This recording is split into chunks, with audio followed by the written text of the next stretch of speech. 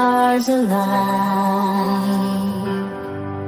Kelly Coffee takes you on a ride divine. In her God bubble we soar through the night, exploring the universe, our vision takes flight. The symphony of galaxies fills the air. Come with me, let's ride on the cosmic breeze. With Kelly Coffee we'll journey through galaxies. In her God bubble we'll explore the unknown. A grand adventure like no other we've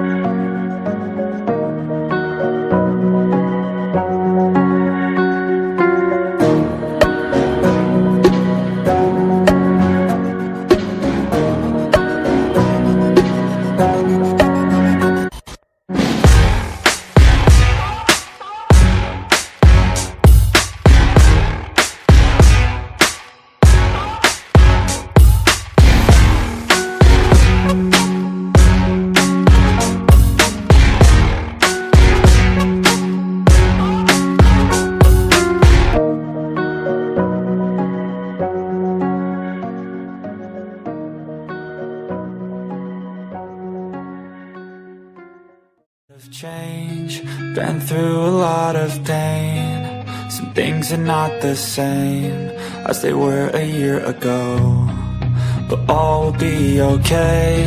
I move on each and every day. The past is where it stays, way back a year ago. I've changed for the better this time. I thought I would never be fine.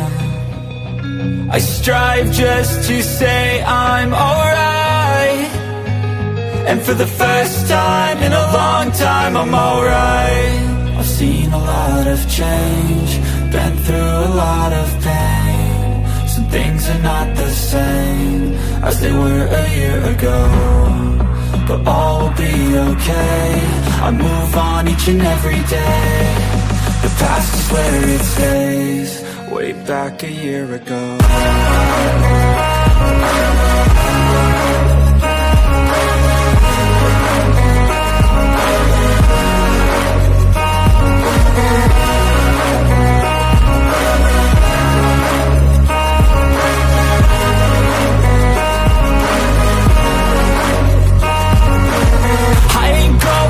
I'm not falling. I'll push all my chips and call all in. I'll bet on myself, you keep stalling. I hear destiny and it's calling. I'll keep my head up high through the downs and lows, and where I'll go in life still nobody knows, but I'ma choose what's right and take what comes and goes. And ain't no one in life holding me back no more. I've seen a lot of change, been through a lot of pain. Some things are not the same as they were a year ago, but all will be okay. I move on each and every day. The past is where it stays, way back a year ago.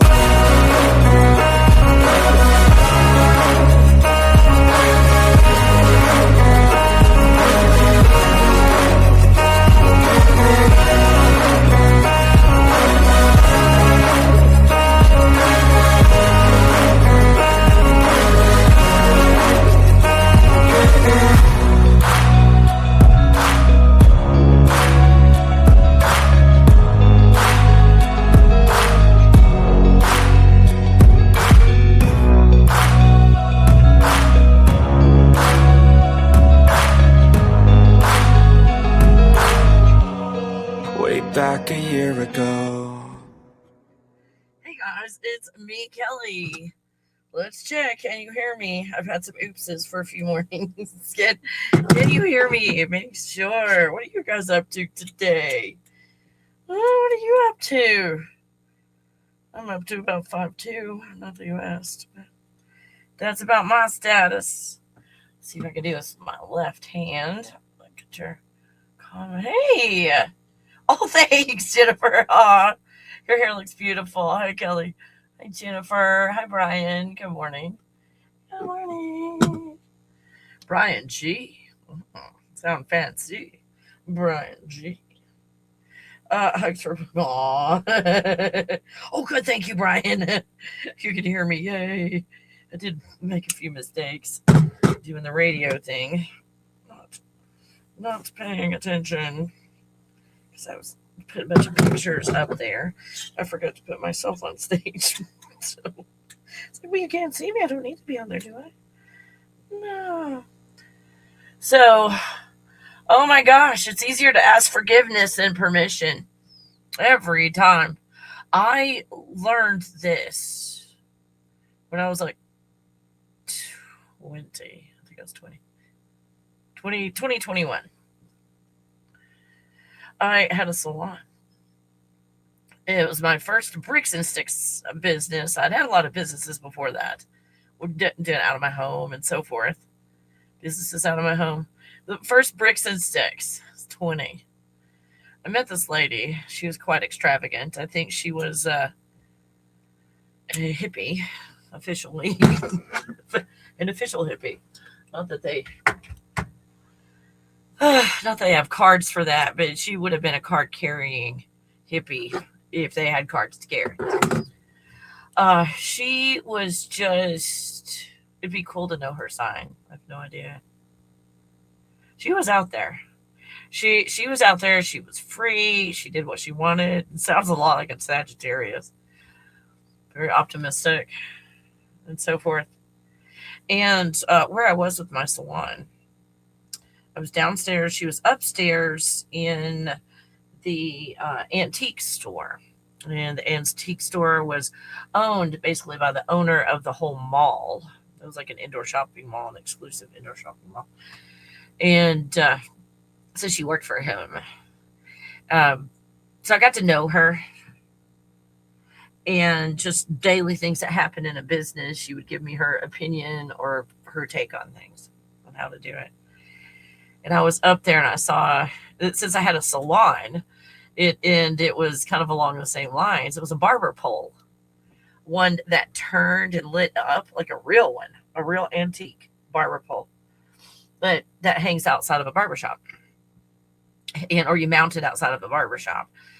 And it was like, that sure would be so cool outside my salon, just to, put that outside my salon. And I said, oh gosh, I don't know if he would let me do it, like the owner of the place. And then that's when she said, it's easier to ask for forgiveness than to ask for permission. I was like, growing up Baptist and like a strict upbringing, you did what you were told, you followed the rules and so forth. And this is my breaking out and being full blown fucking Sagittarius. So I was like, let's make sure he's gone when I do this. So he's gone. I get there early. And she's like, well, if it sells, we'll just, take it down and give it to the customer if it sells. We can keep the price tag on it. So we mounted it. I mounted it on the wall, like outside of my space, so people, would see it. So, I did it, and it was there a few days before he noticed, and he came by and he's like, I was like, pitter patter my heart. I was terrified. I was terrified because this is just like, I didn't ask permission. I put a hole in the wall, probably about 4 holes. I'm trying to remember how many screws it took to put that thing up. Oh, holy crap. This antique. And I didn't know what to say. So I forgot her name. Crap, I forgot her name. What's her name? And anyway.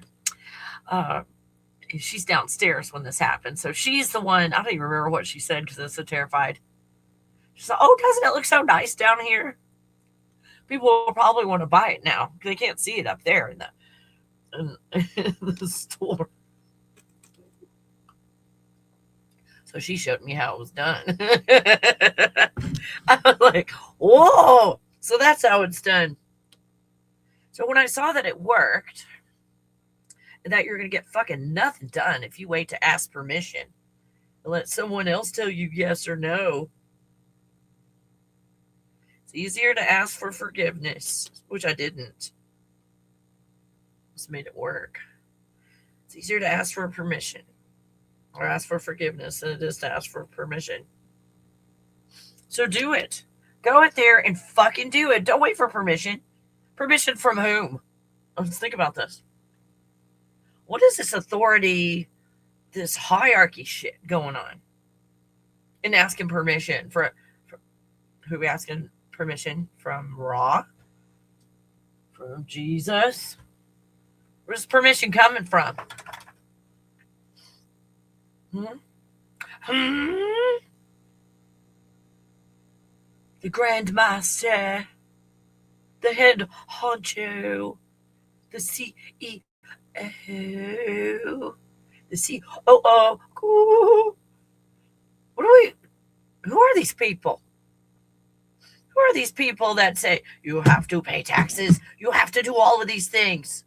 Where did they get that authority? I'm just asking for a friend. For entertainment purposes only. Where did they get permission to make us have to get permission? Where'd that come from? Did you ever think about that? Where did they get it? I was watching A Knight's Tale the other day. I enjoyed the holidays. I did some movie binging. So I watched A Knight's Tale. How did the nobles become nobles? Hold on, I gotta have a prop. Oh, here you go.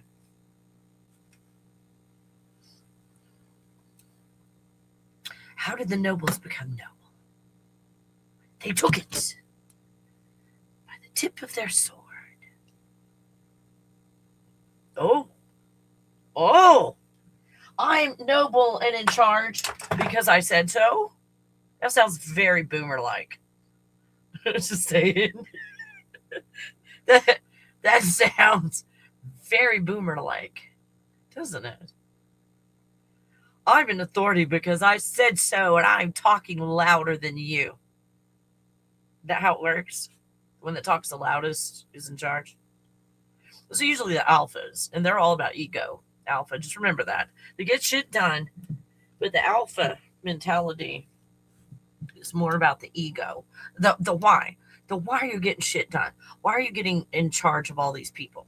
Why do you want to be in charge of these people? And it's because they want control. They want control. The alphas do. And they want to be like, me.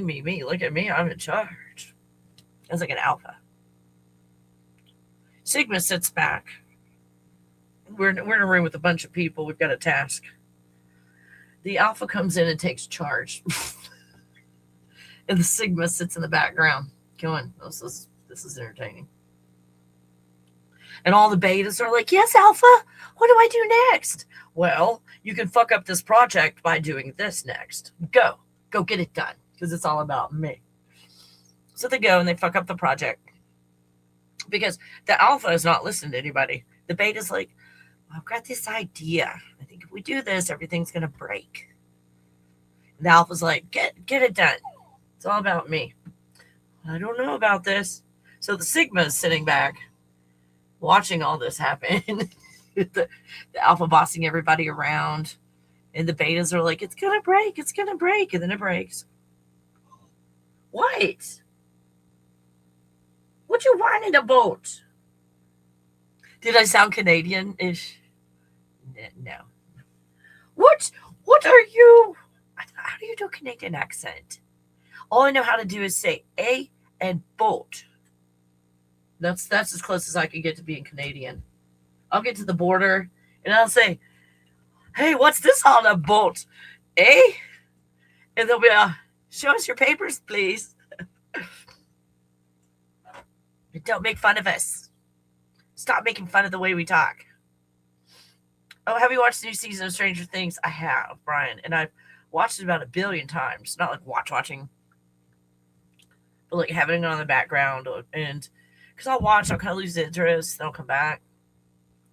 Because like when he put his phallic tentacle in their mouths and stuff, they kind of lost me in a weird way. Like it was kind of like, it's like nothing else mattered after that. They kind of like, they lost me. They lost me with that because it was so in your face. Am I saying it without saying it, Brian? You know what I'm talking about, right? I don't have one of those. It's like, where's my props? I don't have a prop for that. Let me unplug my curling iron so I don't burn the place down. My hair is a little curly right now, but I'm going somewhere about 11 o'clock-ish or so. And I wanted to look good. By about 11, what time is it now? Let's see, 8:45. It was 9, 2. Yeah, about 2 hours. Oh, sorry, move the table over so I can get in here easier. It's like I built a fortress around my studio. Yeah, this hair will calm down. It'll stop flipping. Is my hair flipping you off? My hair flipping you off. Hi, puppy. They haven't seen you in so long. I know. And I can't really pick her up, can I? To show you. She brought me her zebra. We'll see. Let go. Mouse. Okay. This is her zebra. This is the condition her zebra's in. Yeah, no ears. We got a little chewing on the toes, but for the most part, it's intact. No tail. No tail, and we've kind of ripped another one for the poor. Okay. Well, she wants her zebra. Hey, good morning, Ken. Good to see you. Oh, Minnie, you're so sweet, Mr. Beautiful Face. Aw. Thank you for calling it beautiful. Having one of those days. I'm feeling very three-dimensional today, Mindy. It's like I'm feeling the effects of gravity. So thank you. Thank you. It's easier to ask for forgiveness than permission. It's easier to ask for forgiveness than permission. What did they rate my title? Let me see if they rated my title. Yeah, on the day that I got like a 94, they give me a grade from 0 to 100 when I do a title. Like, how good is your title? It's been in the 80s. Like, they'll score me, they'll rate me in the 80s. So yesterday I did a title and they scored at 94. I'm like, yeah. And hardly anybody watched my video. So I'm like, what is this all about? What does it matter? What does it matter? Oh my gosh, I can't get this page to build. Sorry, I'm trying to get this page to build so I can see my score. Not that it matters.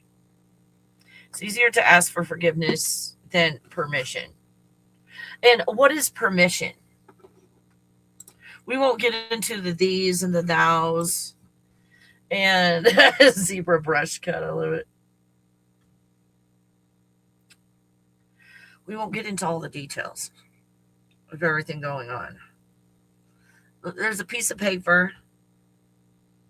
It doesn't really mean anything because nobody follows it. That a bunch of people signed. And this guy named John H. Like it was all like, that's how I signed my name now. I was so inspired by John Hancock. Yeah. Fuck you signature. That's a fuck you signature. So I got a fuck you signature. I don't know where this. Sorry. And okay, so we've got a piece of paper that John Hancock signed that says stuff. It says, it's not a direct quote. Thou shalt not license the people. Thou shalt not turn rights into privileges. Again, not a direct quote of what was said. It's not as much like Shakespeare and more like being in a court of law. So here's this document for men, by men. Doesn't include women. Females, did you ever notice that? Ladies, did you ever notice the big old piece of paper? Is it a contract? What's that document called? Not its real name. Not that. Is it a contract? Like, that was made and I didn't know about it. I didn't do that. No, wasn't me. So I'm not going to follow any of those rules. But anyway, this piece of paper comes out and says, you have rights. It's in my research. Do your own. Don't believe anything I say. But if you have to write down, one starts with a W, the other starts with an R. If you have to write write down, it's not a right anymore. If you say people have rights, they don't. Thanks, Mindy. They don't have rights. They're privileges. We're getting into permission. Then we're getting into permission here. Try not to get too detailed so I don't become one of those channels. You know, like nobody watches because YouTube won't let anybody. One of those channels. So when we have a corporation that comes in and turns rights into privileges and has licenses and so forth, which I saw happen, being 56 years old, damn proud of every fucking year. Ladies, why don't we say our ages? Man, I'm fucking proud of that. I've done Earth for 56 years this time. This time around, 56. Fuck yeah. So after we had like 40 years, like we had businesses. My dad had his own business, so I saw this happen. I saw this implemented and how it destroyed my dad's business when he finally closed. I mean, it was good because it was time for him to retire. He's way past the retirement age and not really enjoying his life. I mean, he enjoyed what he did. He did. He loved his line of work, and in his line of work, he helped people, and he just loved helping people more than anything. But it's time for him to retire. But it was horrible. Yeah, the government came in, and it's like, yeah, things have been done this way, but we're doing it that way. So it was like $30,000 here, $60,000 there to start implementing all of the stuff in the business. And now this other thing has to have another license, doing the same thing with it that been doing for decades. And all of a sudden, you've got to get a license for it now. So what happened to my dad and what happened to a lot of business owners, not just my dad's type of business, but a lot of businesses, when all these regulations came in, and the regulations came in not to make things better, because are they better? No, our food supply is not digestible. And we've got the FDA, the Food and Drug Administration. Did you ever think about that? Why those two are together? Food and Drug Administration. What? What's going on? Are you wanting to go outside? Is that what it is? Because, like, you got poor zebra. There's zebra guts all over the floor. Stuffing. So when we've got a society that's built on a corporation coming in and saying it's in charge because it said so, they took it by the tip of their sword. And then they're in charge because they said they're in charge. And now all these things that you were freely doing, these rights given by God, we're going to write them down. And now man is going to give you privileges and call it a right. So then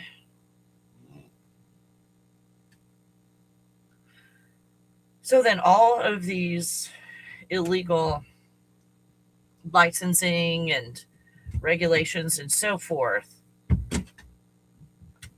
Go look up the fancy word version of this. So it's like, okay,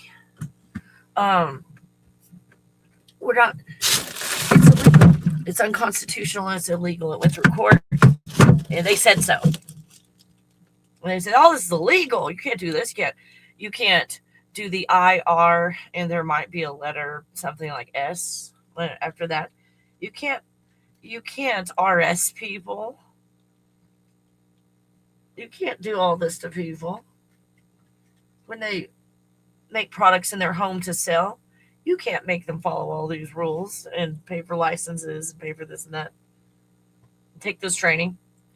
See, here's the way I look at things. You're going to be careful or you're not. It's in your nature. So, can you see her? So, like, it's in my nature to keep things clean and all that in the kitchen. Like when I was in my 20s, I was a restaurant manager. There's no class. Like I took a class and it's like, okay, you can handle food now because you took this class. Everybody took that class and some people didn't give a shit. And they put the window cleaner right beside the chicken, on top of the countertop, which is no. You don't ever have those things together. Well, you just do shit like that and don't care. Drop shit on the floor, pick it up, throw it in the fryer. It has nothing to do with you taking a class on handling food, does it?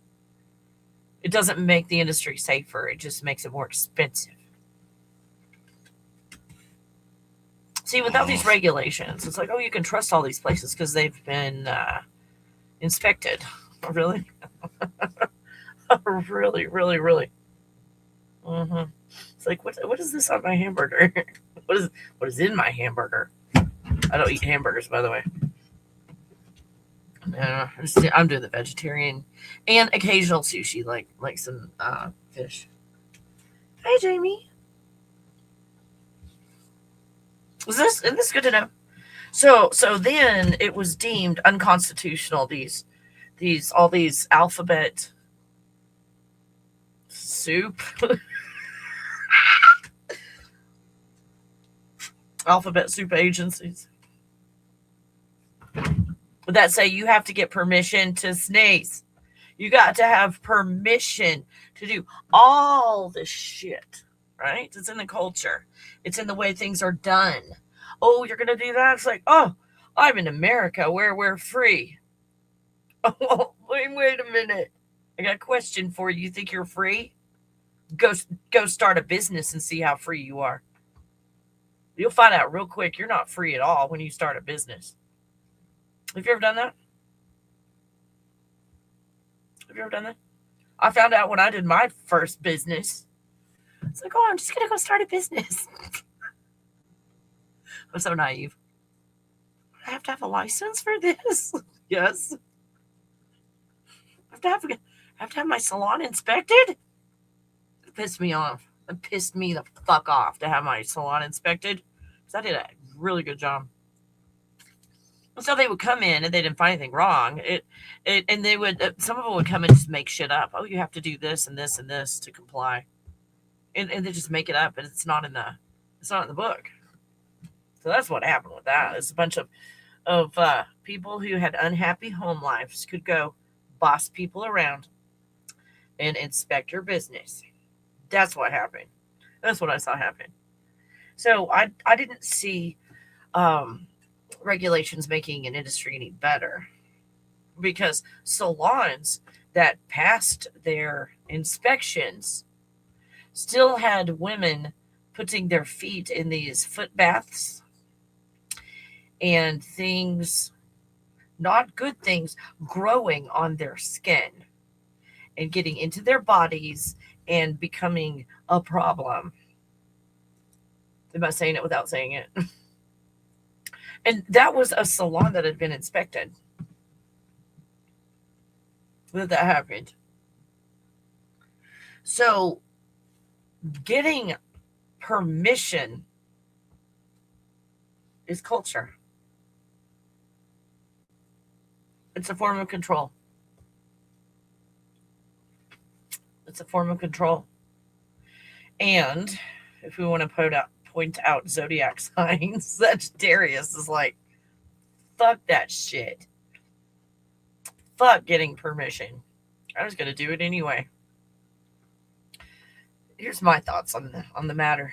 When you've got something that is illegitimately in charge, you don't argue with it. You don't try to change it. You just don't listen to them. It's called non-participation. This is also how I look at it. Now that women are in charge, to me, my opinion again, I believe that's what prompted. Hold on, I've got a cool AI thing I made. Let me find it. Oh, here it is. Okay. I have a cool AI thing I made.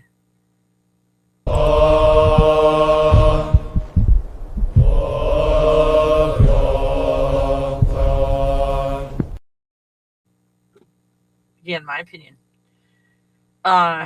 Is it a peace walk for peace? What do they call it? What are they officially calling it, you guys? The monks from Fort Worth. What are they calling that? I really think that's why that's happening, is because we're looking at peace. We're not going to accept the script. It's all script. It's all a script. This person's mad at this person. I don't give a shit. And this is a Sagittarius way of looking at it. Okay, you guys over there have a problem with those guys over there, and you go deal with it your fucking self and leave me the fuck out of it. The Sagittarius. It's like, why are you gossiping about these people that you have a problem with? That seems like a you thing, not a me thing. And I don't want gossip, so go fuck yourself. And it's my attitude about it. If you have a beef with someone, you go punch. You go throat punch them. You go Gen X throat punch them. You're not sending me. So with the rise of God, the woman, who is the God of this reality, seeing that this force that came in to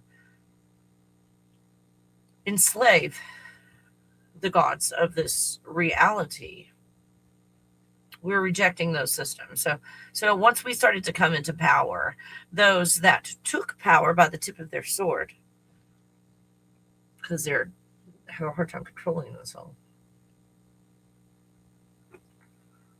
are rearing up and trying to create the Worldwide Wrestling third, WWW3, the Worldwide Wrestling World of Wrestling. Have you noticed that? I mean, that's been kind of like amped up for a while. When I stopped watching television in 2001, it ended in, oh no, Kelly, we're going to have a Worldwide Wrestling number 3. And I'm like, no, we're not. Like, wow, what do you mean? How do you know? Because I'm not going to create it. I'm not at war with myself. Therefore, I'm not going to create one in my reality. If there is that in your reality, then you're at war with yourself. I mean, that's the good news. All these, oh my God, poor zebra. Oh, the floor is covered in zebra guts. Oh my gosh. Oh my God, poor zebra. Where are you getting that? Is that the zebra's nose? No, not the zebra's nose. Let me see the zebra. Come here. Poor zebra. House. It's all over the floor. Oh my gosh. How quickly you did that. There you go. Get it. So this distraction of women coming into power, because we're naturally peaceful. We're creators. We're at peace. We bring about peace. It's just in our nature. So you can see this is just a power grab. Now, ladies, here's the caveat.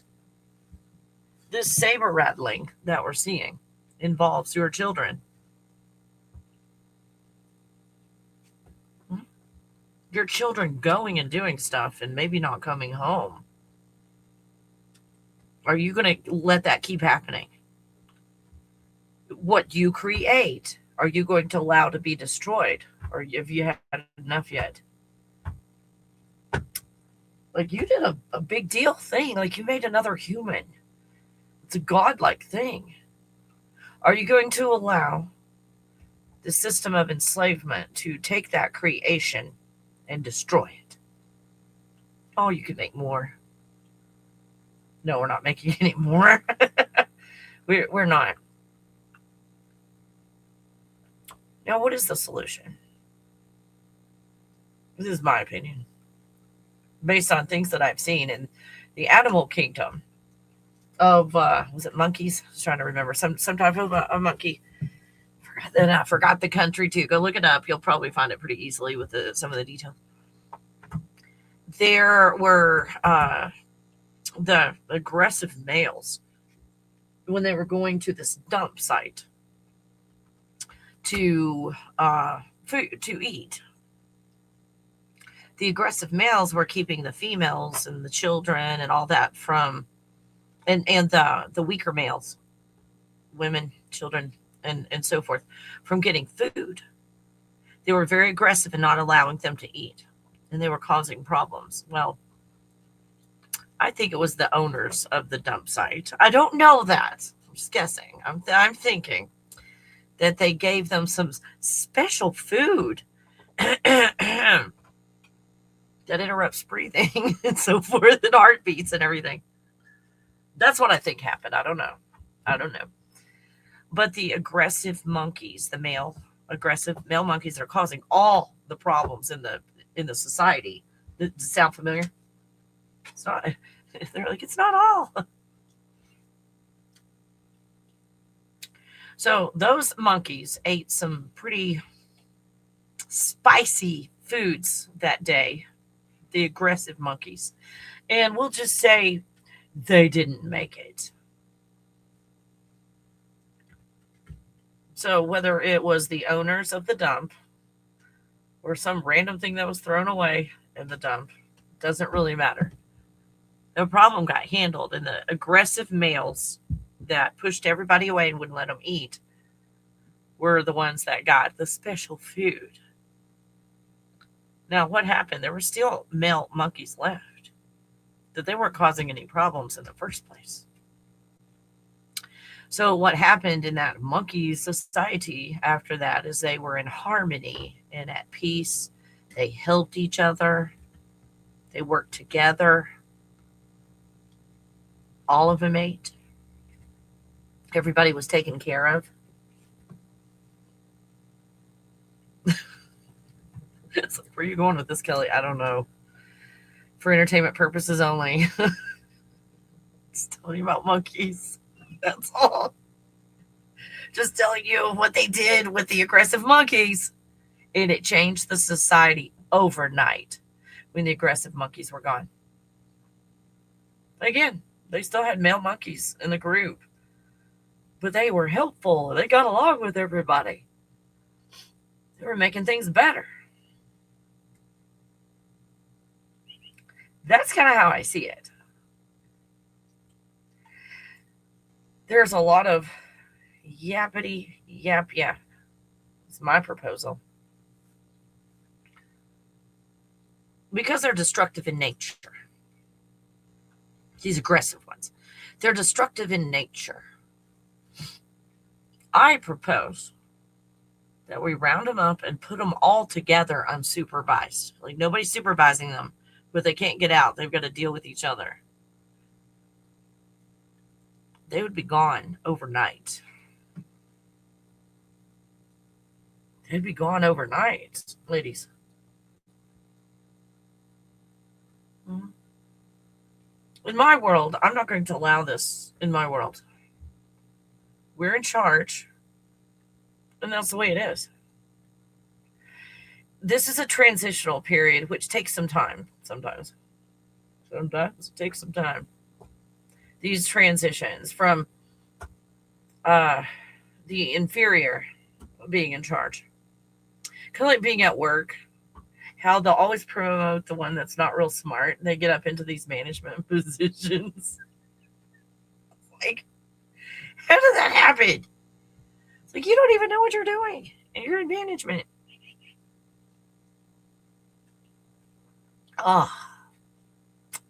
That's what I propose.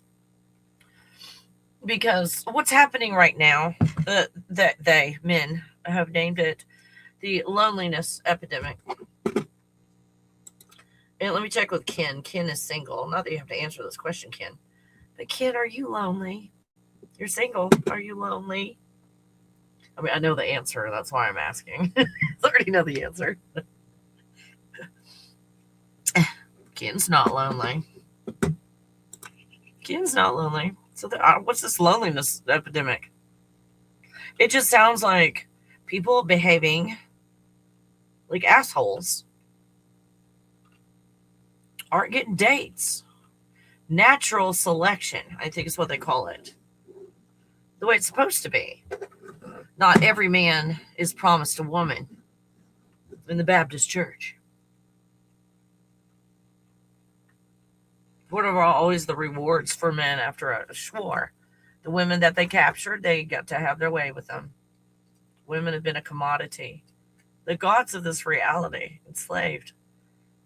And we're a commodity.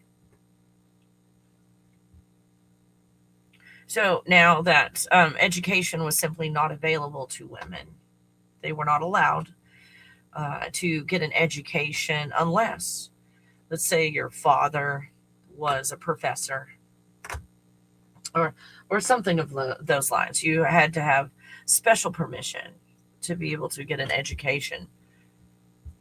Ladies, and financially and so forth, who didn't do so well in the past with all of this going on. So going to school when women were finally allowed, and there weren't very many women there, the harassment, the horrible harassment of men telling them what they thought of women, that they don't belong there. That happened to my own mother. If she were alive, she would be 99. Oh my gosh. her dad, it's a Little House on the Prairie, because she wouldn't just go along with, well, whatever. Like, her dad, to punish her, sent her to school to punish her. All the other kids got to stay, and they worked the fields and everything. It's a Little House on the Prairie.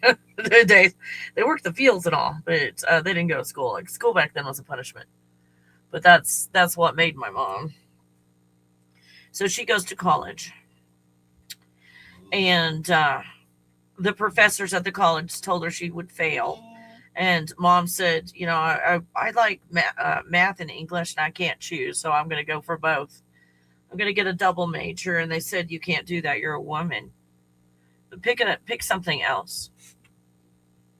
She's like, no, I'm going to do math and English. But women don't do math. Mm-hmm. Women are not good at math. Only men are. So this is what my mom dealt with going to college, which, of course, today they show how women are superior in every way. Intelligence in all levels and so forth. That we achieve. Oh my gosh. We don't have a mess to clean up when I say goodbye to you guys. Wow. So fighting to get an education. And the whole time you're getting an education, back then, you're being told how dumb you are. And you belong in the kitchen, barefoot, pregnant. And that's your role. Why are you going to school? This is what you deal with. And male professors with their egos and such. And then it was kind of lifted to where you didn't have to be a daughter of a professor or married to another student. And that's how my sisters went to college, is because they were married to someone who was going to college. And so they were allowed to attend college because they were married. Ladies, it wasn't very long ago. A woman couldn't even get a bank account on her own when I was 4 years old. I didn't know a whole lot about the finances and things like that. Being 4 years old. That women had the right to have a bank account. Now, there's a lot of rights around that time. Go look them up. This wasn't very long ago. Okay. And in this period of time where we're surpassing, when the playing field is leveled, we're surpassing men in every way, even when it's not level, we surpass them. So now that we're seeing that every man gets a woman isn't working. Slavery, ownership, and so forth. And women, going to college. And it's kind of hard to call them men until they're 43. They act like boys. They look like boys. They're not even raised properly, but the boys, I guess they're boys till they're 18. They go off to college around there legally. That they don't feel welcome. What? Do you want me to give you a hug or what? Like they don't feel welcome. What do you mean? Like they're in class like everybody else. What's going on? What do you mean they don't feel welcome? What they mean is they're not being prioritized anymore. And it feels weird for them not to feel important because of being male. And nobody wants to date them. And there's no ambition. And then coming in, seeing that women are surpassing men in all these areas. Now, governance comes in and deems all of these professions not professional. Okay, here's my question. What does it mean to be a professional? What does that mean even? Like, what the fuck is that? Being professional means demonstrating competence, integrity, and accountability. while adhering to ethical standards and showing respect. It involves reliable, skilled, and considerate behavior and continuous improvement. This conduct, whether in a traditional profession or not, reflects positively on your role in organization. What is a profession? Oh, yeah, I haven't given her that this morning. A profession requires specialized knowledge, training, and skills, often involving ethical codes and public trust, like in medicine or law. It goes beyond a regular job, emphasizing public service and high standards, often with regulation by professional bodies, ensuring competency and adherence to standards. Does being a professional require being paid? Yes, being a professional usually means being paid, especially in legal and job contexts. This often involves specialized training and earning more than minimum wage. The U.S. Fair Labor Standards Act requires professional employees to be paid a salary above a certain amount, currently $684 per week, to be exempt from overtime. Interesting. Where some of these professions are no longer professions, they get more money. So they come in and all of these professions that a woman is in, you're not professional anymore. So now you don't get paid very much. So it's never ended. Never ended. Caught up in this you have to work to live thing. Do you want pumpkin seeds? Is that what's going on? You want pumpkin seeds? She's not getting all excited about that. What about pumpkin spice latte? Oh, that's what she wants. She'll probably want pumpkin seeds in a minute. You want pumpkin spice latte? Yes, okay. We'll give you some pumpkin spice latte. Yes. Yes, we'll get you some pumpkin spice latte. Oh, I know. Good girl. Okay, hold on. Put some water in there. Yes, get some pumpkin spice latte. Oh, yeah. Oh, life is good. Oh, life is good. Oh, you guys, hold on. Let me pick some of this up. It's all over the place. I can't even step without stepping on zebra guts. Excuse me. Excuse me, picking up zebra guts. Yes, picking up zebra guts. Okay. Excuse me. Excuse me. A long time ago, I heard someone say, you're a professional when you get paid. That's not being a professional, is being paid. It's being paid. So, ladies, we're not doing it.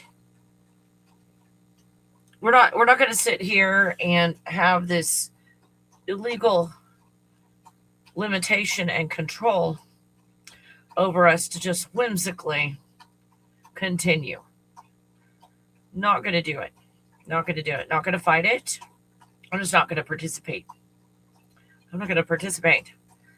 I'm going to go out and live as if none of these illegal agencies are telling me what to do. And wait to ask for forgiveness later. Should anything arise. Should anything arise. Oh. Yeah, she's liking that. She loves that pumpkin spice latte. Oh my gosh. That's one of her favorites. I usually get that to her when I'm doing my special hot chocolate or something. My goat's milk hot chocolate and caramel powder.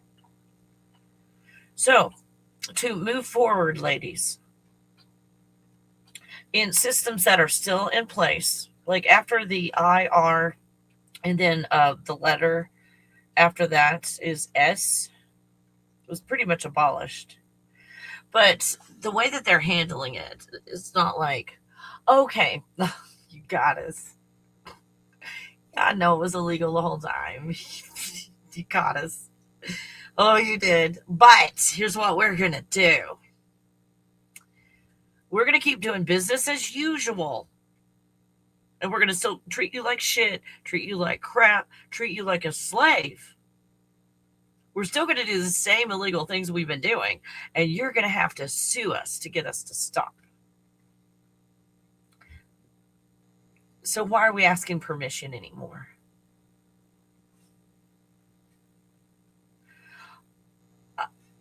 Should I say this out loud? I've said it before. I haven't paid. Let me put a little separation before I put the word. Starts with a T. And it ends in axes.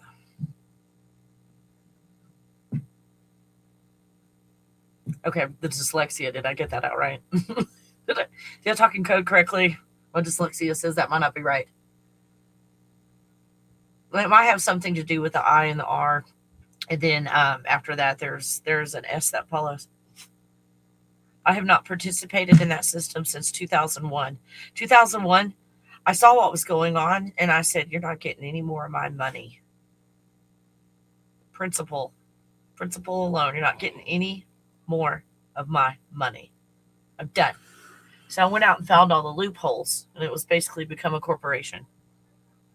I owned nothing. And live your life in a corporation. My corporation last year had a $1 million loss. My corporation doesn't pay taxes. Horrible losses, you guys.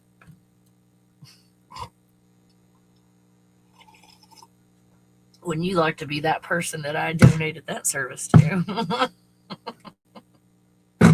When you donate your services and stuff, it's a tax write-off. As you notice, I have $1 million program on my page. I always pick someone to put through that program every year for free. Might be you next year. What is next year? It is next year. So I have a tax write-off. I get to help people and have a tax write-off. Isn't that cool? So, yeah, fuck that shit. Fuck asking permission. So in my research, because I was like, okay, I don't ever pay. But I keep filling out these forms, and this is the most stressful thing I do every year. Is fill out the I and then the R, and then after that is followed by an S.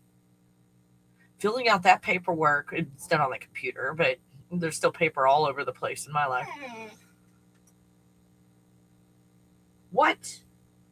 What about some goat's milk? I accidentally dumped too much turkey broth yesterday, so I gotta kind of lay off the turkey broth for a day or two. Yeah, I know. I dumped like a bunch there.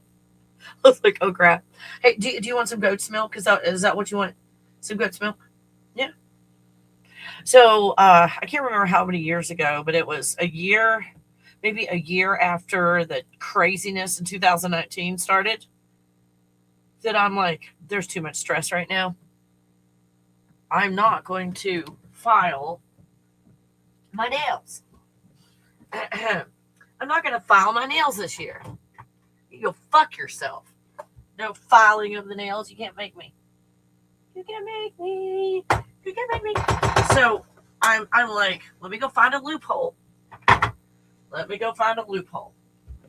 So I went and I read and I found a loophole for filing my nails. And how's that, puppy? Look, we got some goat's milk. Oh my gosh, you got goat's milk. Yes. Oh yeah, you got your goat's milk. So I found a loophole for filing my nails. You know, I'm talking in code, right? And the loophole I found, don't take my word for anything. It's for entertainment purposes only. I'm probably making all of this up. Don't get yourself into trouble because I said something. I'm just making all this up, you guys. Just making up stories that aren't real and don't exist. But I found that if you don't owe anybody, you don't have to file your nails anymore. If you don't owe, which there's always a tax write-off. So since 2001, I didn't owe at all. But I kept filing my nails.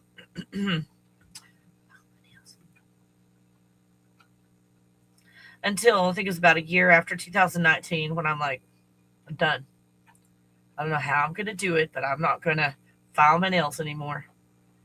That is so much stress in my life that I dread it all year. I dread it all year. It's just so stressful, and probably in like an autistic filling out forms kind of way, that kind of stress. So I just stopped filing my nails with the I and then the R and then followed by an S. I didn't file my nails anymore. Nope. I don't owe. I'm not going to file.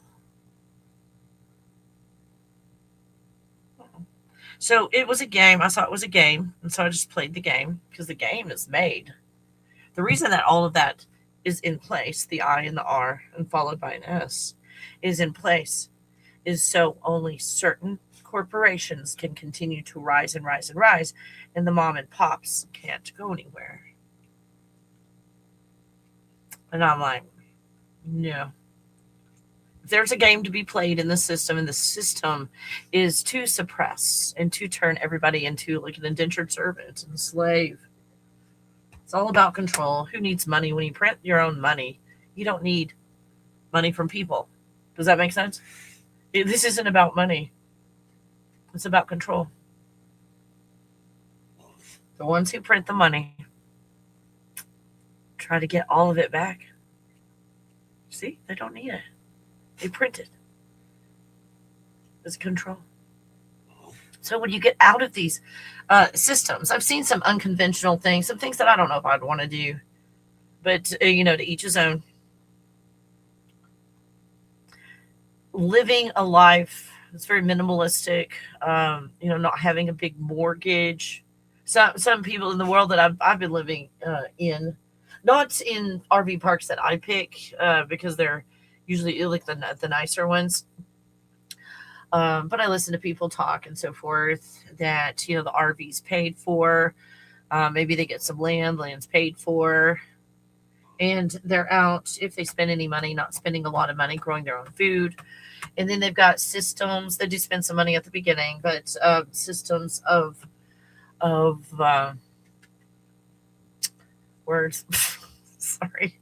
Solar powered energy, wind energy to get your energy, and sewer and water. And you've got those handled, and you're not putting out a lot of money. You're not spending a lot of money every month. Then there's no need for a desk job. It's like, why does someone have a big high-paying job with 3 kids, big house? It's time to get a trampoline. Now everybody wants 4-wheelers for Christmas. That's why we have those big salaries. And I see people, again, it's something that would just be too much for me, but I'm happy for them that they've lived their lives out, away from. Hi, Michelle. What? You want hugs? Is that what you're wanting? Is like mommy hugs? Here, make sure my curling iron is cold. There. Would you like up here with mommy? Aw.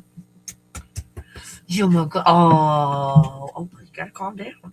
Hold on, calm down. Calm down.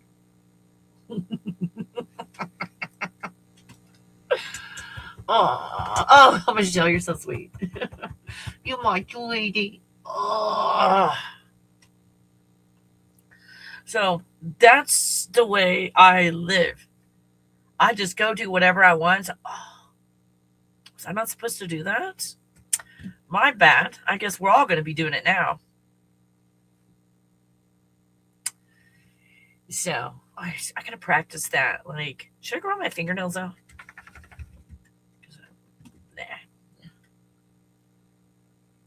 Fingernails don't matter. They'll just go like, oh, you're trashy. You okay? You okay? I don't want to start doing fingernails. It's kind of a middle class or a broke woman kind of thing to do. It's the fingernails. Yes, high class women just have natural nails. Don't do your nails. Don't do your nails.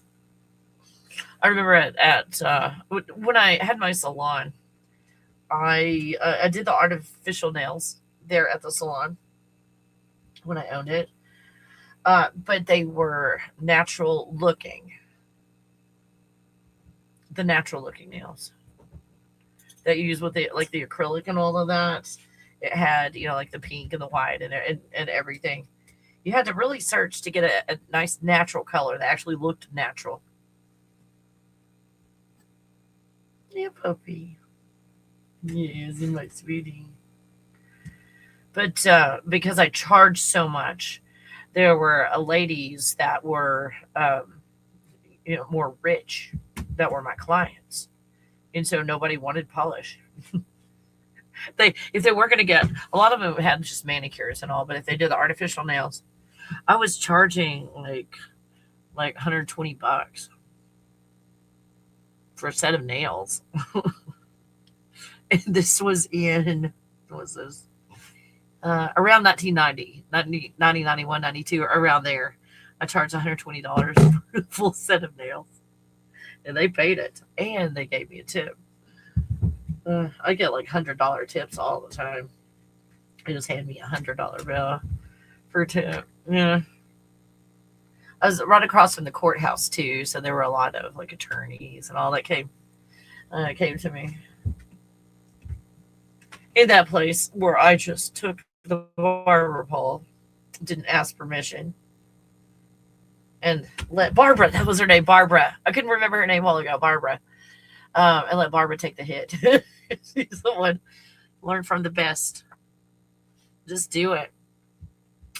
I think Sagittarius does anyway, because Sagittarius doesn't compromise. We do what we want. We do what we want. Yes. So yeah, just do it. And if anybody says anything, oh, I'm so sorry. Yeah, don't ask permission. Who you asking permission from? Your slave master?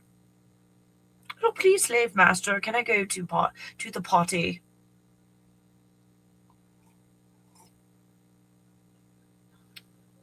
That could be British for a place to dance. Oh.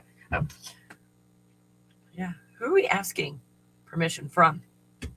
Our slave masters who want to keep control over us. Seriously, there's so much of us. How do they keep control? They have tattletales. That's it. They can't control everybody. They can't control you. They can't control everybody. So what happens? We have Hollywood, we have TV, movies, and so forth to teach us behavior. So if you behave this way, you're going to get in trouble. Your life's going to be difficult for you. And you put it out. And then you're conditioned to follow. This, following an idea with a threat of punishment or the fear of being punished. How many times have you actually been punished? Or you simply don't do it because there's a fear? How do you get, one master and 100 slaves? How do you get that to work? There's 100 slaves. What happens there? What happened there? What? Boop. There. So the concept is you've got 100 slaves, one master. You take one of the slaves and you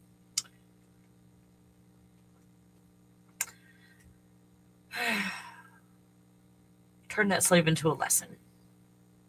Is that a palatable way of talking about on YouTube? And we turn this one slave into a lesson in front of the other 99. The other 99 don't get touched. They're standing there watching, and that's it.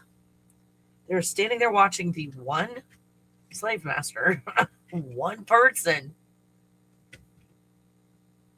taking care of the one slave. And because of fear, the rest of the slaves fall in line. Not because anything happened to them. The fear. That's why O'Brien is so into Stranger Things. I love it. I bet you've got a really good take on Stranger Things, Brian. Um, that's why Vecna took the younger people because they were easily programmed in Stranger Things. Everything's in plain sight. Yes. Yes. Took them because they were weaker. Is that a word they use, Brian? I'm trying to remember. Like they were saying they were weaker. I think the children, or specifically, I forgot his name. Oh my gosh. Oh my God. The one that got taken in the beginning. Oh my gosh, I forgot his name. But anyway, he said something to him like you were weak. Oh wow. I mean, this is psychological. Hugely psychological.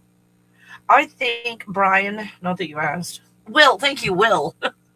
Duh. That went right over my head. My dyslexia, I forgot his name. Thank you. Thank you, Mindy. When I look at it, to me, it feels like I'm not saying the same thing happened in the GATE program. But those of you that went through the GATE program, there's a lot of missing time, a tremendous amount of missing time surrounding. I remember them coming and being called, leaving class, and then I remember coming back to class, and I don't remember anything in between. I don't remember where we went. I remember starting to walk down the hall. That's it. That's it. And then like re-entering the classroom. Where did the rest of that go? But when some random person on TikTok says, does anybody remember in the GATE program untangling strings?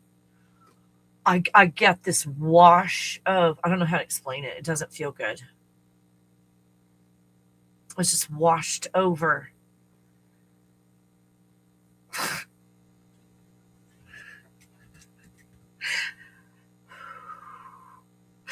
I'll just get upset, just really upset. There was a lot of stress in there. They put us in stressful situations. But it's more than that. A lot of it I still can't put my finger on. And maybe that's what the appeal of the Stranger Things is. What did they do to us? What did they do? You know, the trailer that you pull behind a vehicle. What? Did you want to go? Oh, you made a mess. What in the world? What do you want to go outside? If you go outside, are you going to bark at the neighbors? You're too enthusiastic when I ask you that. How about not barking at the neighbors if you go outside? Did you want to go outside? Okay. Or if you go outside, you could be a good girl.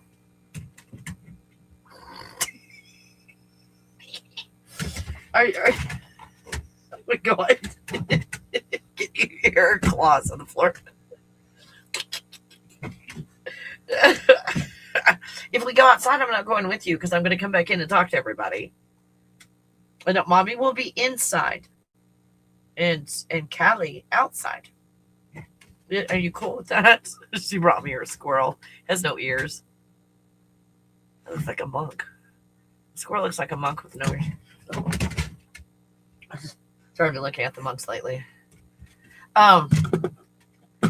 Oh, Brian, that's a great. Hey, how about we talk about the Mall World when I get back? I didn't know we were going to be talking about Mall World today because I had a ton of pictures, but I took them off of here to make room for other pictures to show you guys. I'm so sorry about that for the Mall World thing. Let me mute myself. I'll be gone for about a minute or 2 minutes. I'll mute myself and maybe, how about I'll play a song or something?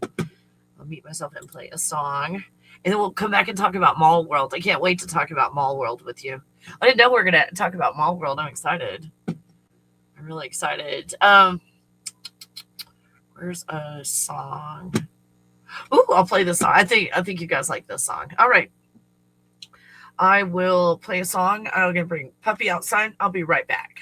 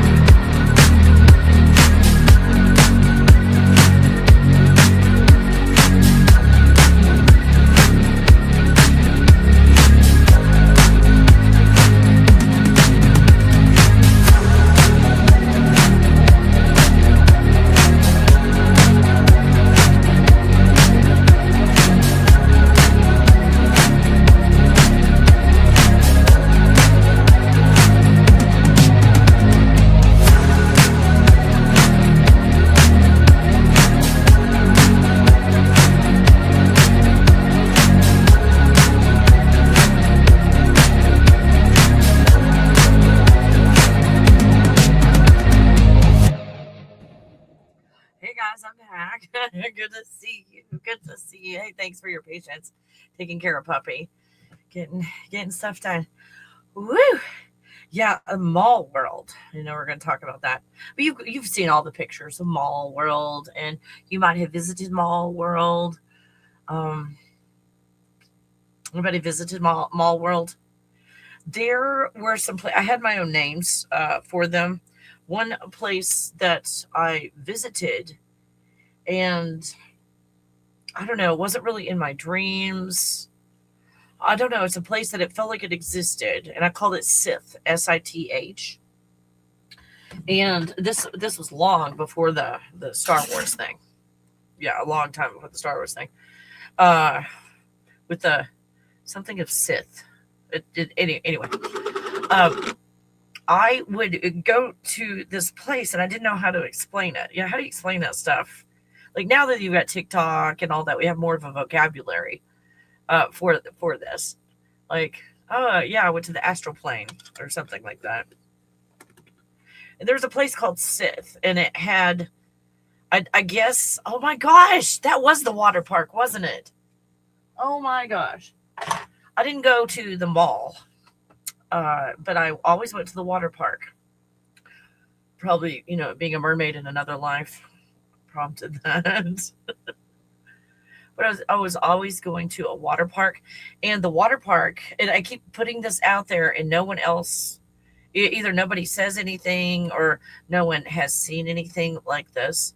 When I look at other people's ideas of the water park, it's more like a traditional water park, but in mine, it was a traditional water park, but they had trampolines in the swimming pools. Does that make sense? You've got the swimming pool and the trampoline, and the surface of the trampoline is like right there on the surface of the water. Well, I was the only one, wasn't I? Anyway, that's what my Mall World experience, I think, later on in life, where I didn't go to this astral plane and go meet all these other people there at the Mall World, or meet in their dreams, or anything like that. I was awake every time. None of this was ever in my dreams. I was always awake. And what was I doing? I would just pop in there. I mean, I didn't have to do anything special really, but just decide I was going to do it. And then I was there in that water world. Again, it was outdoors. There was sunlight. It was outdoors, but there were trampolines in the swimming pool. It was big, like a water park. Lots of swimming pools, if you will, all over the place. But maybe it's because I was just so fixated on trampolines. I love trampolines. That's about all I did, is just jump on a trampoline when I was a kid. I loved it. Just jumping on trampolines all the time.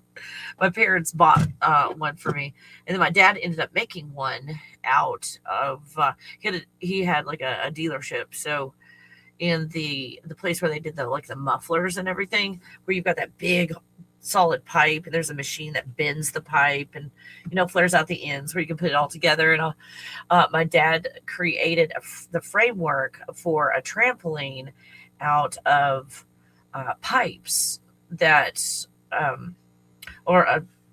all that pipe. It was heavy. This was a ridiculously heavy trampoline. And then he welded all of they're not hooks, but the metal pieces on there that you would hook the springs on. Like he welded all of that on there. Yeah, he made that so it'd be nice and sturdy and last. We were replacing the mat itself a lot. It's Texas, but man, that frame never wore out. Never wore out. In fact, when my parents sold the house, they left it with the house because the people that were coming had kids. And all they had to do is, whatever they wanted, to go get another mat and put on it. So, or tarp. Is it called a tarp? I don't know. Yeah. So, mine contained, what did I do? Mine contained trampolines in the swimming pools. Now, hi, Kaylee. Good to see you. Kaylee, I think you emailed me. Did I read your email? Oh, gosh. I think did I write you back, Kaylee? Oh my gosh. Hey, Brazies. Oh, I'm jealous. I only ever go to the dreadful broken public toilet. I'm sorry to laugh.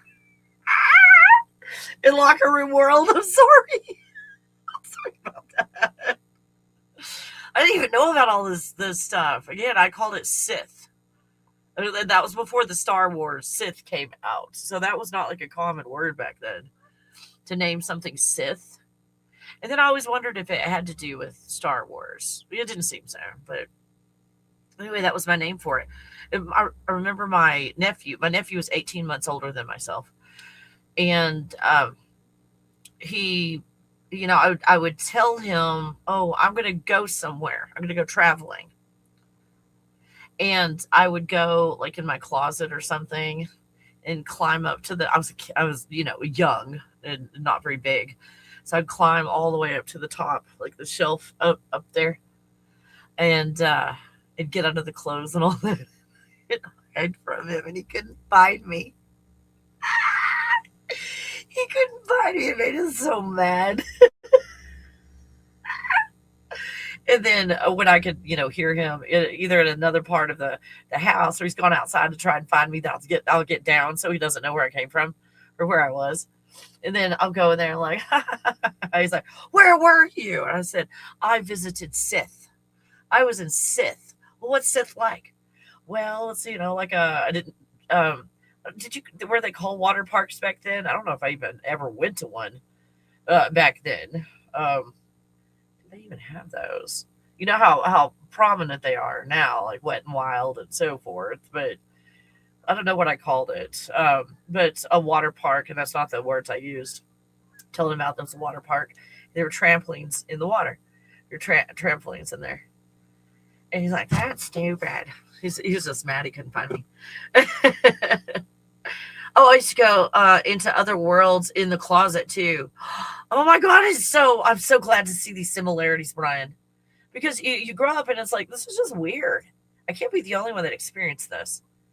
Like going up there and hiding, and it felt like I was actually in a different place where I experienced Waterworld. But I was wide awake. I couldn't figure that out. I could not figure that out, how I was just always going to that place when I was going to go somewhere and hide.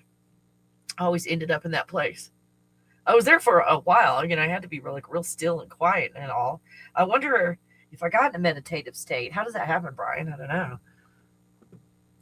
Oh, good, I did. Oh, yes, you wrote me back for the money manifestation. Oh, but the 8-day manifestation on a... Oh, okay. I thought there was something you wrote to me I missed. Okay, Kaylee. Sorry about that. I knew there was something that I'd missed. Oh, good to see you. Good to see you. Hey, Mindy. I feel like, oops, what happened to your comment? There it goes. I feel like I went into that mall world once and was like, no, thank you. Yeah, it's just oddness. I was completely lost and lost my family in that busy place and haven't gone back. No, thank you. I had that dream again. To me, what it looks like is through the headphones, tones, going through the gateway. You've got the GATE program, and Gateway is the Monroe Institute. So we had a GATE program and then the Gateway program, and a lot of people that they couldn't program went through the Gateway program, which was teaching them how to remote view, but remote view in a limited capacity where they couldn't see, let's say, classified documents of a government's classified documents or something. Like, I could do that. I teach you how to do it. If you've been through the Monroe Institute, you graduated. I get a lot of people in my remote viewing class who've done the Monroe Institute thing. And I help to dehypnotize them, deprogram them. Well, they do it themselves, but I just show them how. I'm like, this is how you got programmed. They're like, oh, well, let me just let go of that. It's pretty much that simple. So the ones in the Monroe Institute that are like, oh, no, I can't see in Area 51 because there's like psychic ninjas that won't let me go look. Fuck psychic ninjas. Like, in your God bubble. from the God Bubble perspective. So usually I do a private session with the ones who've been with the Monroe Institute. Some of them will go when I do have a class. You guys just tell me when you want me to start a class. Because within 3 classes, you guys have mastered remote viewing. You don't need me anymore. You know, it's not like we have to do this week after week after week forever. The reason that you've got to do remote viewing so long is because you're programming people not to see something. It's easy for you to see everything. It takes time to get you to program not to see it. But here's what happens. When you program someone not to see something, like look in front of you, what do you see? Nothing. Move your fucking hands. Oh, I can see everything now. Right? So all I do, this is my class. Don't take it too detailed, but here comes someone from the Monroe Institute in my class. They're going like, they're like this. 9. Hey, listen, I'll start that this morning. And so all I do, this is all I do. Remember, this is figurative. And I'm like, and when you graduated and you took the put my hands in front of my eyes class to not see what's right in front of me, did you know that you've got your hands in front of your eyes? I didn't know that. I did not know, Kelly. Well, this is your lucky day. Your hands are in front of your eyes. Oh my gosh. Oh, Kelly. Oh my gosh, I see it. That is how I help you guys that have been programmed by the Monroe Institute. It's that simple. It's truly that simple. And the ones that program, these are one of the world's, these are some of the world's top remote viewers, but they can't see Area 51. And they can't see classified documents. Those are off limits. That was the programming that you got from the Monroe Institute. Monroe Institute didn't help you to see. It helped you to only see certain things. And so when the blinders are taken off and you can see everything, usually the graduates of the Monroe Institute, about 3, if you're in a group with me, about 3 of those sessions, or if you've got to get a private session with me, it's usually just 1 session. And I've got a Quicksilver that we can sneak you in on, you guys. I've got a Quicksilver. Go look at thegodbubble.com. And I've got a Quicksilver. I'll wink, get you in on that. If you want to do a private session with me, just let me know. Please ask first. Make sure I've got time for that. Isn't that cool? Isn't that cool? And then all of a sudden you can see classified military documents. The ones that are not 50 years old yet, they declassify. You can see all of that. You can see Area 51. You can see Area 54. You can see the firmament, outside the firmament, how it's run, who's in charge of it, who's the director, who's the producer, who are all the actors. What's outside of that? Where's the real sun? You can see all of that. You can see all of that. The Monroe Institute, when they're teaching us to see if we can go to these places in the astral plane. Now, what is the astral plane where the mall world is? It's the 4th dimension. We talked about the 4th dimension before. This astral plane. Now, if we've got the 4th dimension, we've got something either with 4 sides or divided into 4, which is the matrix, and it's the base of the pyramid. The base of the pyramid has 4 sides to it. It's a square. So this is where you go to mall world. Again, all the aspects, whether it's the water world, the locker room world, or the roller coaster world, or the big tsunami world. And then they've mapped these out.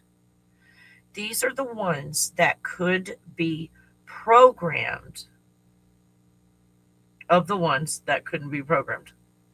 Does that make sense? The ones that are awake, the ones that dove deeply into mall world. a place that you created in the astral plane. Well, what is this astral plane? Is this like remote viewing in general? No. You're going to the place that creates the third dimension. That's why you can remote view the third dimension, but you don't see much else.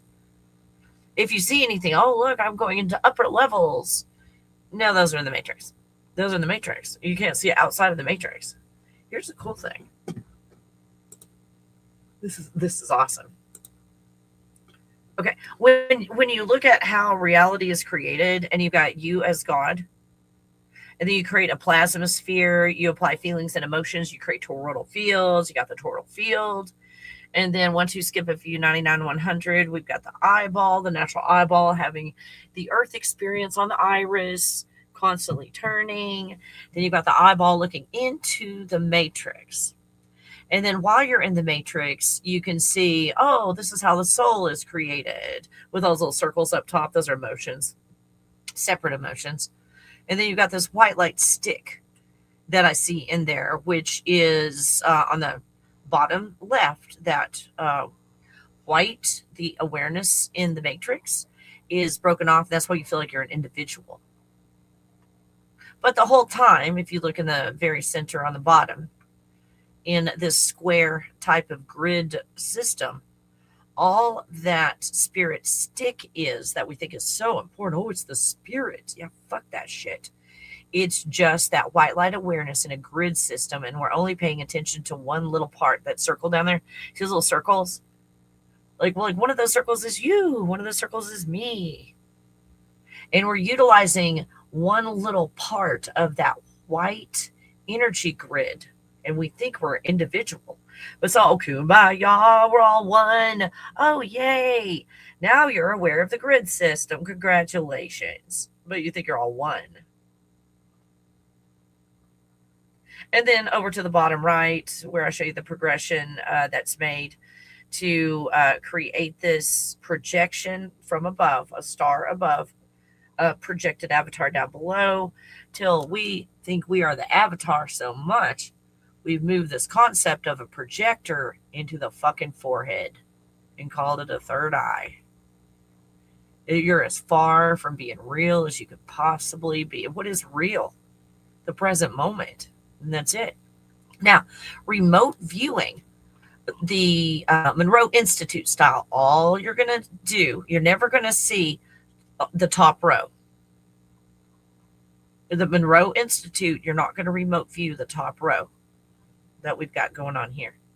You're only going to start with the bottom left when you start to look into the matrix, and you're going to remote view the matrix. So the whole bottom row, you're going to be like over there on the far right, human drama. Humans are real. They have drama. That's what you're going to be remote viewing. Not what created this reality. Unless you go to Mall World. So they're utilizing the fourth dimension, which is the matrix, that creates that. There are rules. And so you learn how to tunnel through the matrix. That's much different than the top left. Let's say in the center of that, the God bubble that created a plasma sphere of potential, a plasma sphere of potential. How fucking awesome is that? From that perspective, let's pretend all those dots on the God bubble on the top left are toroidal fields that are being created. You as God have access to all those toroidal fields. Not only do you create them, but you can observe them from that place. That's where I teach you to remote view, top left. Monroe Institute, bottom left, in the whole bottom row. I teach you to see everything on this whole damn fucking page. With the God bubble way of remote viewing, you see everything. There's nothing off limits. There's classified.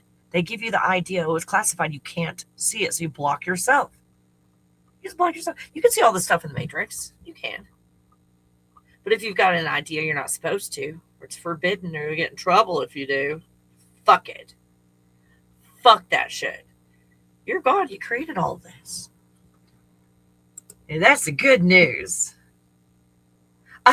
D Weather, you're so cute. Finally made it. I'm lurking. That's okay. Hey, closet because I was afraid of the dark. Like Narnia. Oh man, that would be a video or a movie to talk about Narnia. Or the series. I used to go into other worlds in the closet too. Brian. Let's see. We went to the mall once. It's like, no, thank you. I was completely lost in my family. Oh, Brian. Let's see. Oh, Mindy. It's like, wait, here's Vecna. So I'm going backwards on the comments. Let me go forwards again. Here we go. Oh, that's why Vecna took the younger people, because they were easily programmed. In Stranger Things, everything is in plain sight. And his name was Will, because I forgot. Yes. The Will, they underestimated him. Yes, Will, they did. They underestimate us. And you're reminding us of who we are. Oh, yes. Yes, Brian. Yes, you're remembering who we are in these chats, in my opinion. Good. Because that's what it is. I've watched the Nines. You guys are getting... Oh, my God. What's that guy's name? Ryan Reynolds? Is that who it is? I say guy loosely. I say man loosely. Ryan Reynolds has a big upper lip, and his eyes are really close together. And I just saw a shirt off. Like, okay, we won't go there. Anyway, the Nines. The Nines. I've kind of like, not binge watched it, but I've kept it on in the background. There's something about that movie, and it feels like that's what we're doing. We're trying to wake up. I'm sorry. It's like we're trapped here. We're trying to wake up. And we can't wake up. We're just too caught up in the fucking drama.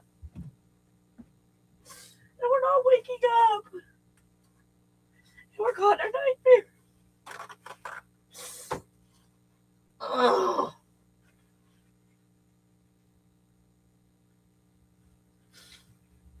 You've not watched the Nines? Trying to think where you can find it.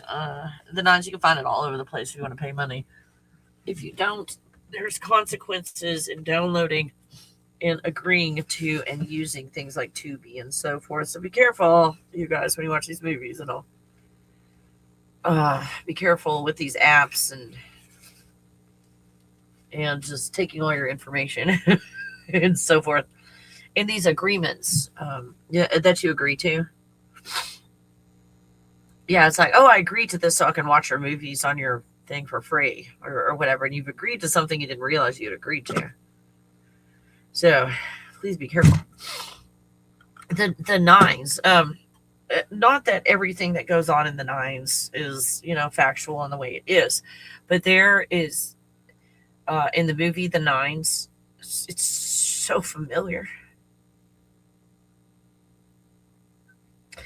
And a lot of it feels like that's what we're doing. We are these supreme allied commander beings that have come here to play a game, and we got caught up in the game. We've put meaning to it. It's important. And we don't want to leave it, even though it's shitty. It's hard to let go of it. So, to me, what I see happening... Hey, be nice to the neighbors. Well, hey, you're about to come back inside. I mean, I don't want to do that because you're like a whiny butt. When I do. Yeah,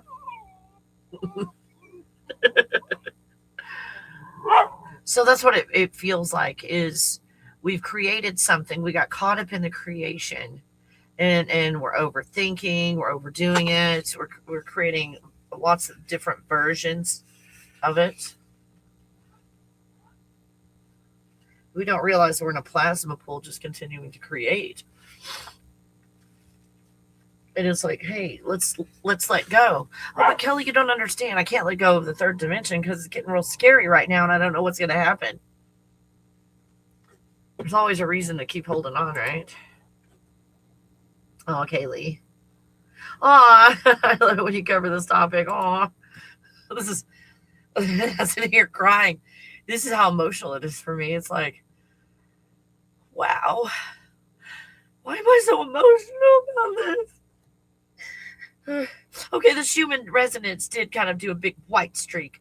So that's my excuse for crying today. Going to try and find the nines. Oh, I didn't think about doing that, like finding the nines.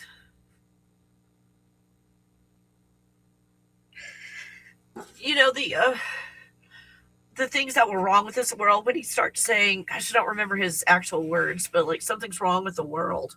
The world is not right. And can't quite put his finger on it and explain it. How the world's not right. And the nines were coming in. I'm sorry, spoiler alert. The nines were coming in to remind him of who he was.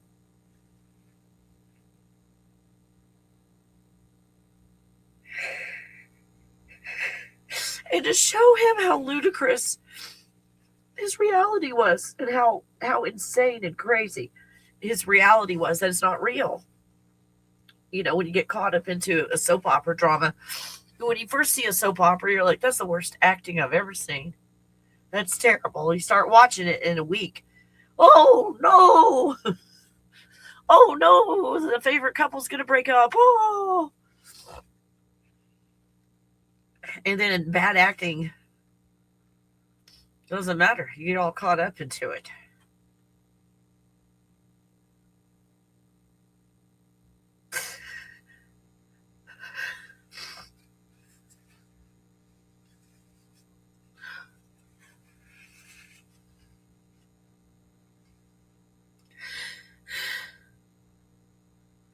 So the nine, you know, when you think your life is not quite going right, and then you look up and it's like, wait, what's the government doing now?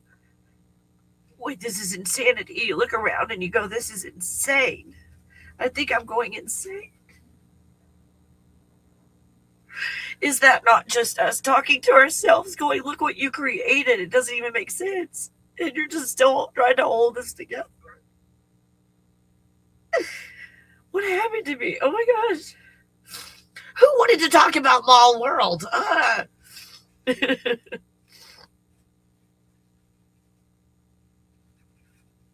And then when she sings that song, is that all there is? Is that all there is? Because I hear that from people who've, whether it's they're an influencer on TikTok or, you know, famous on some level, and they get, let's say, if they get on a big talk show, say on Oprah or something, and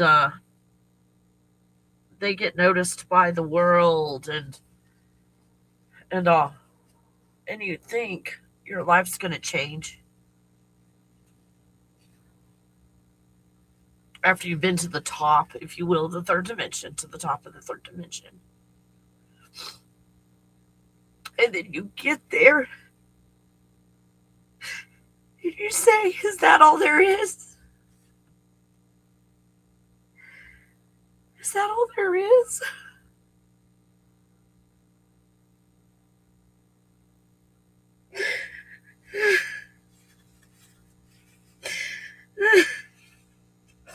I don't know about you, but even if it is shitty, I'm kind of fond of this third dimension thing.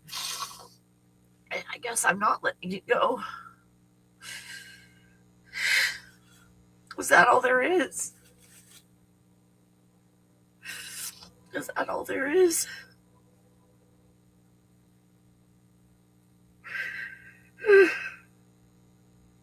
I guess it feels like I'm coming to that place. I don't know, do you call it isolation?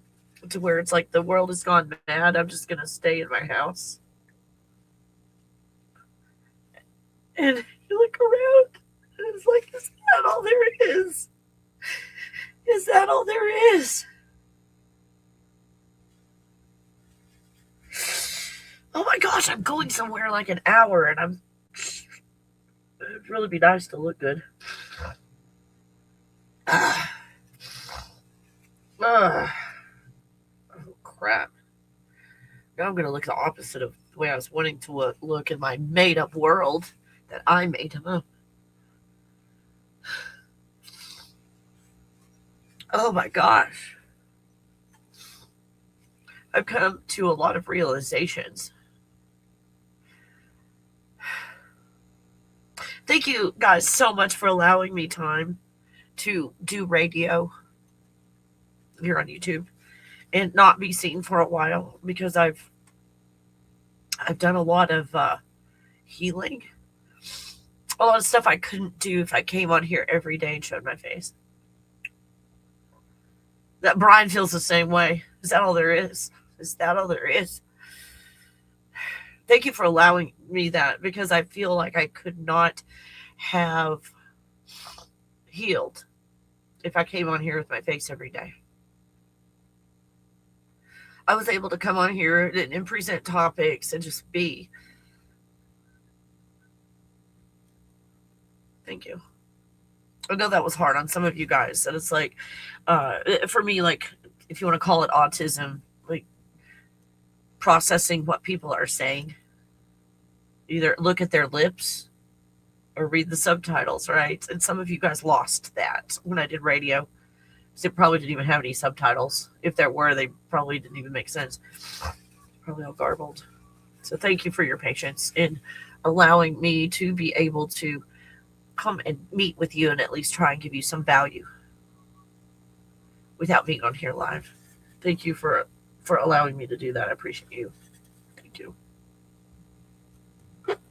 So Brian's relating to this. Is that all there is?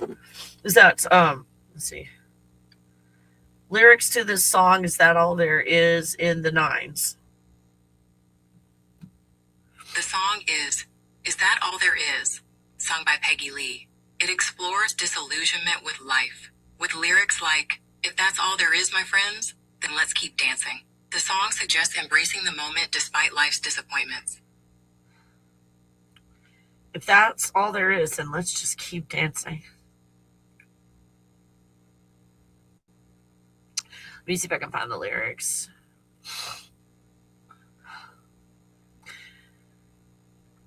I remember when I was a very little girl. Here's the lyrics to the song. Is that all there is? When I was a very little girl, our house caught on fire. I'll never forget the look on my father's face as he gathered me up in his arms and raced through the burning building onto the pavement. And I stood there shivering in my pajamas and watched the whole world go up in flames. And when it was all over, I said to myself, is that all there is to a fire? Is that all there is? Is that all that there is? If that's all there is, my friends, then let's keep dancing. What we came here for anyway, right? Let's break out. Oh, I don't know if I can say this on YouTube. Break out the beverages and have a ball, if that's all there is. And when I was 12 years old, my daddy took me to the circus, the greatest show on earth. There were clowns and elephants, dancing bears, and a beautiful lady in pink tights flew high above our heads. As I sat there watching, I had the feeling that something was missing. I don't know what. When it was all over, I said to myself, is that all there is to a circus? They repeat the chorus. Is that all there is? Is that all there is? If that's all there is, my friends, then let's keep dancing. Let's break out the beverage and have a ball. What happened? Did I lose internet? Oh my gosh, I lost internet on my phone. That was weird. My phone has never done that before. It happens on my laptop all the time. That was really weird. Yeah, it never happens on my phone that I lose internet like that. It goes like, oh, snap. I'm not saying it doesn't happen, but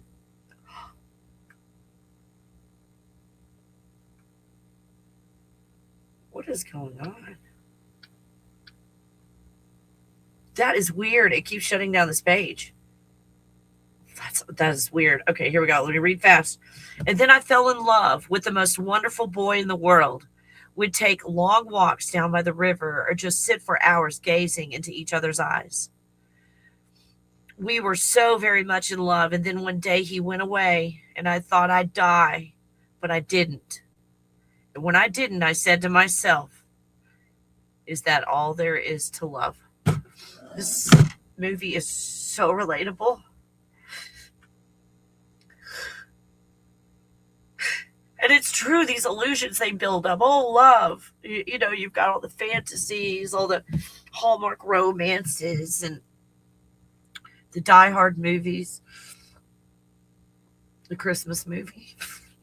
It's okay, it's not a Christmas movie. Is that all there is to love? When I said goodbye, and I said goodbye. When I said goodbye,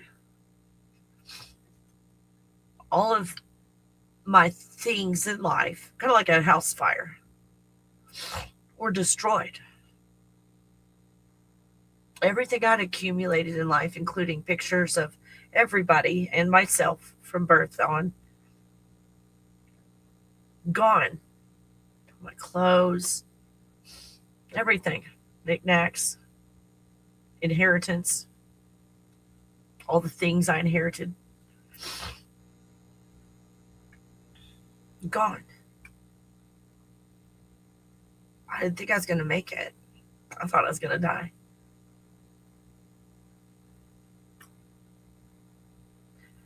But then at the same time, with all of that being gone, feeling so devastated, I felt so free. I was free. I was free for the first time in my life. I was free. None of that stuff I would have gotten rid of on my own. But it freed me. It freed me to be able to live a completely different life of being whoever I wanted to be. Three-dimensional drama. Instead of what I was holding on to from the past. People have had their house burned down. They would probably recommend it for everyone. Because you truly start living when you lose everything you have. Because then you realize what life is. It's not about stuff. It's not about things that I was going to hold on to forever. Sentimental. But what I found is they were just trapping me in the past. And without all of those things to remind me, I could choose anything for my future. I could choose anything. So after loving the way the world told me to love and doing all those things, and then leaving it, and then all of my worldly possessions being destroyed, you just say, is that all there is? Is that all there is? Because being at the top is not at all what you think it is. You're the same person. You're healed, unhealed, whether you're in the bottom or the top. Doesn't matter. We hope things will be different when we get to a higher level, and they never are. Just our same unhealed state. Only with pillows.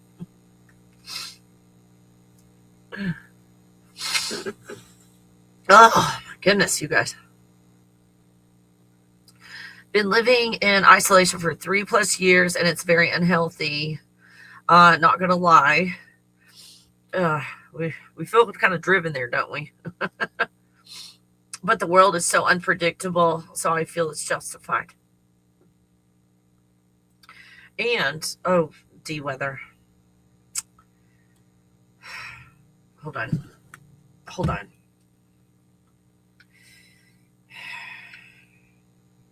Fuck! It's self-reflection day. Fuck it.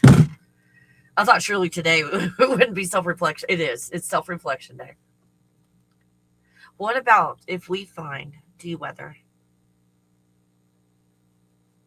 that we're unpredictable? And what is unpredictable, really, but us just evolving? Because evolving doesn't look like the way we were. And then where we're going is going to look pretty cool. But the in-between teenage stage, like where you've lost your teeth and the new ones are growing in, and your legs and your torso are all like different measurements, because you're growing like a puppy whose paws are really big one day, and then the next day his head's really big. It's not a pretty process, and it feels very unpredictable because these systems that we've held in place for so long are falling apart. You got some choices. Do you take a step back and let it fall apart?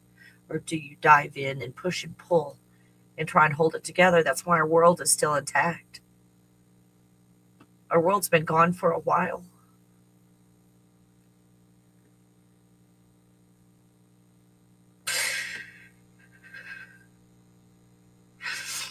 And we're creating a shitty substitute because it's gone. And think of it as we're creating this on our memory, based on our memory. That's why it's fragmented. That's why we've got words. Oh my God, I can't even think of words. Mandela effect. We can't hold this world together the way it was. We're not in a program that's continuing to run. We were programmed by the program, and now we're doing it. A system that was put in place long before you were born. And those that don't know where the system came from or why you're doing anything, enforce a system. You're born into a system. That's what we're letting go of. The systems that we were born into.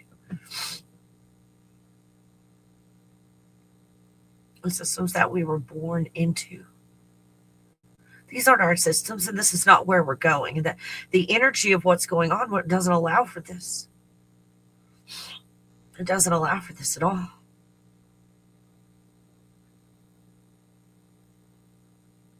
So it's okay, D-Weather, and I'm not saying you look all messy.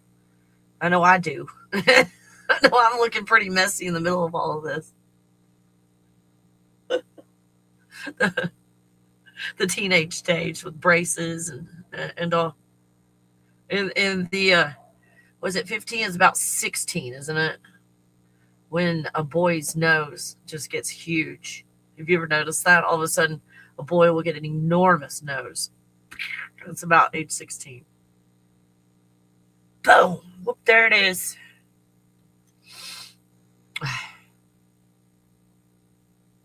So it's not pretty. It's not a pretty process. Hey, Lynn. This sounds silly, but I get jealous of movies and books with magic and mystical things because our reality seems so boring and plain. And that's, again, my opinion, one of the reasons I think that they do that, Lynn. They put our talents and magical properties and our ability to be a superhero, a word we can relate to. That's what we do. And they put this fancy plot line in there. Again, what are superheroes? Is it like, oh, everything's great and everything's in harmony? No, we've got like an evil element that we have to fight, or there's justice, like Justice League and all that. Think of the superheroes. None of them really act on their own. There's 5 of them and they're all incomplete, but together they make one. So again, this division and separation. But it doesn't sound silly at all. Because it's like they're making a movie of you. It's like going on to TikTok and you put on a filter, you have no wrinkles, and your hair's perfectly, and your hair even looks good. I don't know what it does to your hair, but it makes your hair look good. Those filters on TikTok. No wrinkles. It actually puts makeup on your face. the filters, and makes you look different. And then you turn the filter off and you look at your regular face. It's like, oh, ew. But we didn't come here for the perfection, to be perfect or filtered. We came here to have this experience, to see what it's like. We came here to learn how to manage these bodies. I may not want to talk about my progress. How do we manage these bodies? When you look at, again, this is kind of a recent thing that's going on, and then I've got a lot of thinking in that direction. When you look at the monks, what do they eat?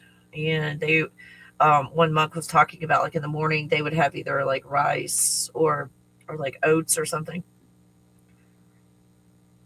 and maybe put some dates in the oats or some ginger, they said. And then the leafy greens like bok choy and so forth, vegetables. Like, they didn't say anything about meat. And my opinion, just an observation, they're very fit, healthy. It's not just the food. They do a lot of chanting, a lot of prayers, which is frequencies. Pushing and pulling, but it's still wonderful frequencies. Where when people in person meet them, the ones that are traveling right now, the Walk for Peace. Hold on, I got AI. I've got AI for that. Hold on, I created this.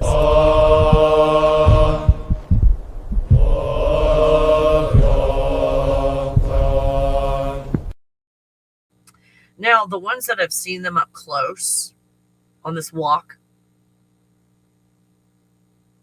there's on TikTok, you can find videos all over the place. They said that they're copper. They glow. They glow like copper. They're copper colored. Huh. Isn't that interesting? After they said that, I looked a little bit closer at some of the videos. They do look like they glow. I don't know if it'd be copper or more gold, or they look shiny.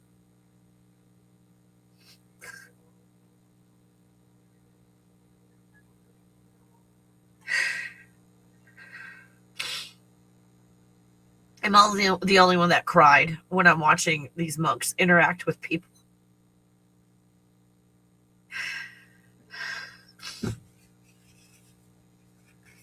Compassion, and you can see the difference. And they walk through, I don't know if the guy was Baptist, but I would guess he was. Baptists do stuff like that. But saying that there is no peace without Jesus. Hold on, I'm going to sneeze. Oh, sorry. Christian Crusades. Oh, God, I'm sorry. It's so embarrassing. Oh, my. I'm sorry, what were you saying about Jesus and peace? Just a question as far as genetics go. If we have a virgin birth, it's called parthenogenesis, and parthenogenesis only produces females. Can I leave that sitting right here with like a mic drop?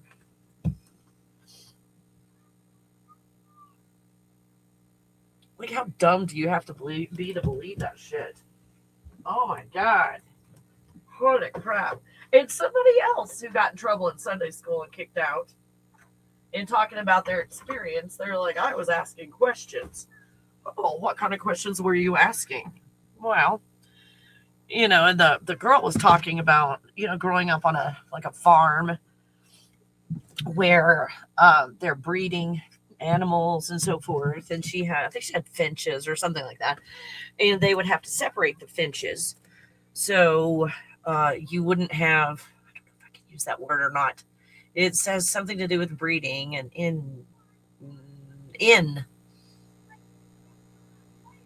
and then you've got fucked up babies. You following what I'm dropping down? So her question at, I think, age 4 or 5 or something like that, like she was already privy about the animals on the farm. You don't breed them with their other family members. You breed them with, oh, one's over there. They didn't grow up in your household. She knew about that. So she asked the question, if it was just Adam and Eve started everything, then why is my version of what she said? She said the kid version. I was like, why are people not fucked up more? Think genetically, genetic diversity and all, so we don't have fucked up kids. Go look up the magic words, the magic fancy scientific words. So you don't breed with family. So Adam and Eve, this was her question and why they said she couldn't come back to Sunday school. Now, when you do your research as far as the Bible goes, there were people in other places. You got the Garden of Eden, the East Garden. I told you everything's divided into 4 here, you guys. North, South, East, and West gardens. You had the East Garden. They were making people in the other gardens.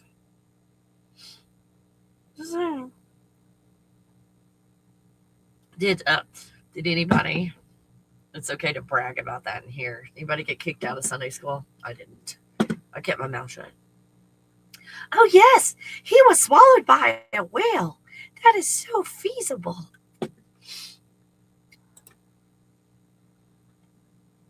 Michelle. Kaylee. It's like, Kelly, you're not behaving yourself this morning. Business as usual.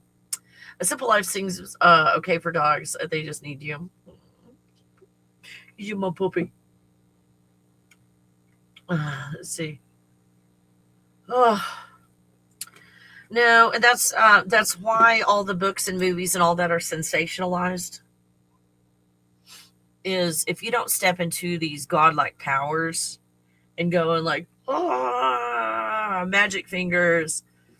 I don't know why I keep, maybe it's a fantasy of mine. I haven't lived out yet. Of picking up my neighbor's car with special powers, like electricity fingers. And just throwing their car across town or something. That's all I always envision. It's like, I'm mad at you, I'm going to throw your car. Like, if we don't come into our abilities and start doing shit like that, like in the movies. So then you look at, am I overstimulated? Like millennials. My opinion. That, okay, the boomers might be like assholes and shit. But they didn't grow up with all these electronics and so forth. So they're still, able to do a few things. Gen X, we started to get video games. I remember Atari came out. My parents bought me an Atari at Christmas or something like that. And I grew bored so fast. And I'm like, I felt bad because I spent good money on that. But because they didn't buy me toys that were all electronics and stuff, it wasn't a fascination.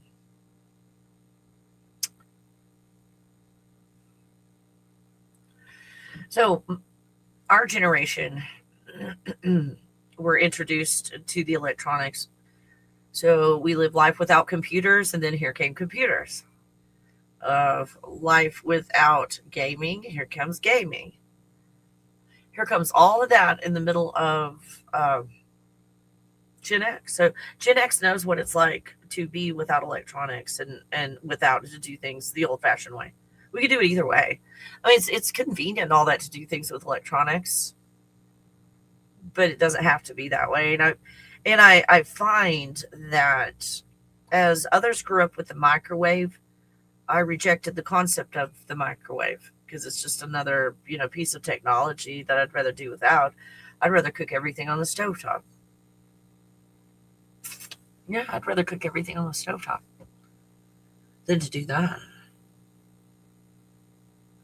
So then here come millennials. And millennials is the first generation I saw being overstimulated. Completely overstimulated by the parents' choices based on what they were conditioned to do. obviously you're trained as a parent to raise your child a certain way. That's why these generations raise these kids the same way. It's part of the programming. But what I saw instead of parenting, which boomers didn't parent, they just kicked you out of the house and you're on your own. My parents didn't, but boomer parents in general didn't parent. The Gen X raised themselves. Now, even though I had strict rules and all of that, like emotionally, I was on my own emotionally. So I raised myself emotionally, pretty much. So raising ourselves.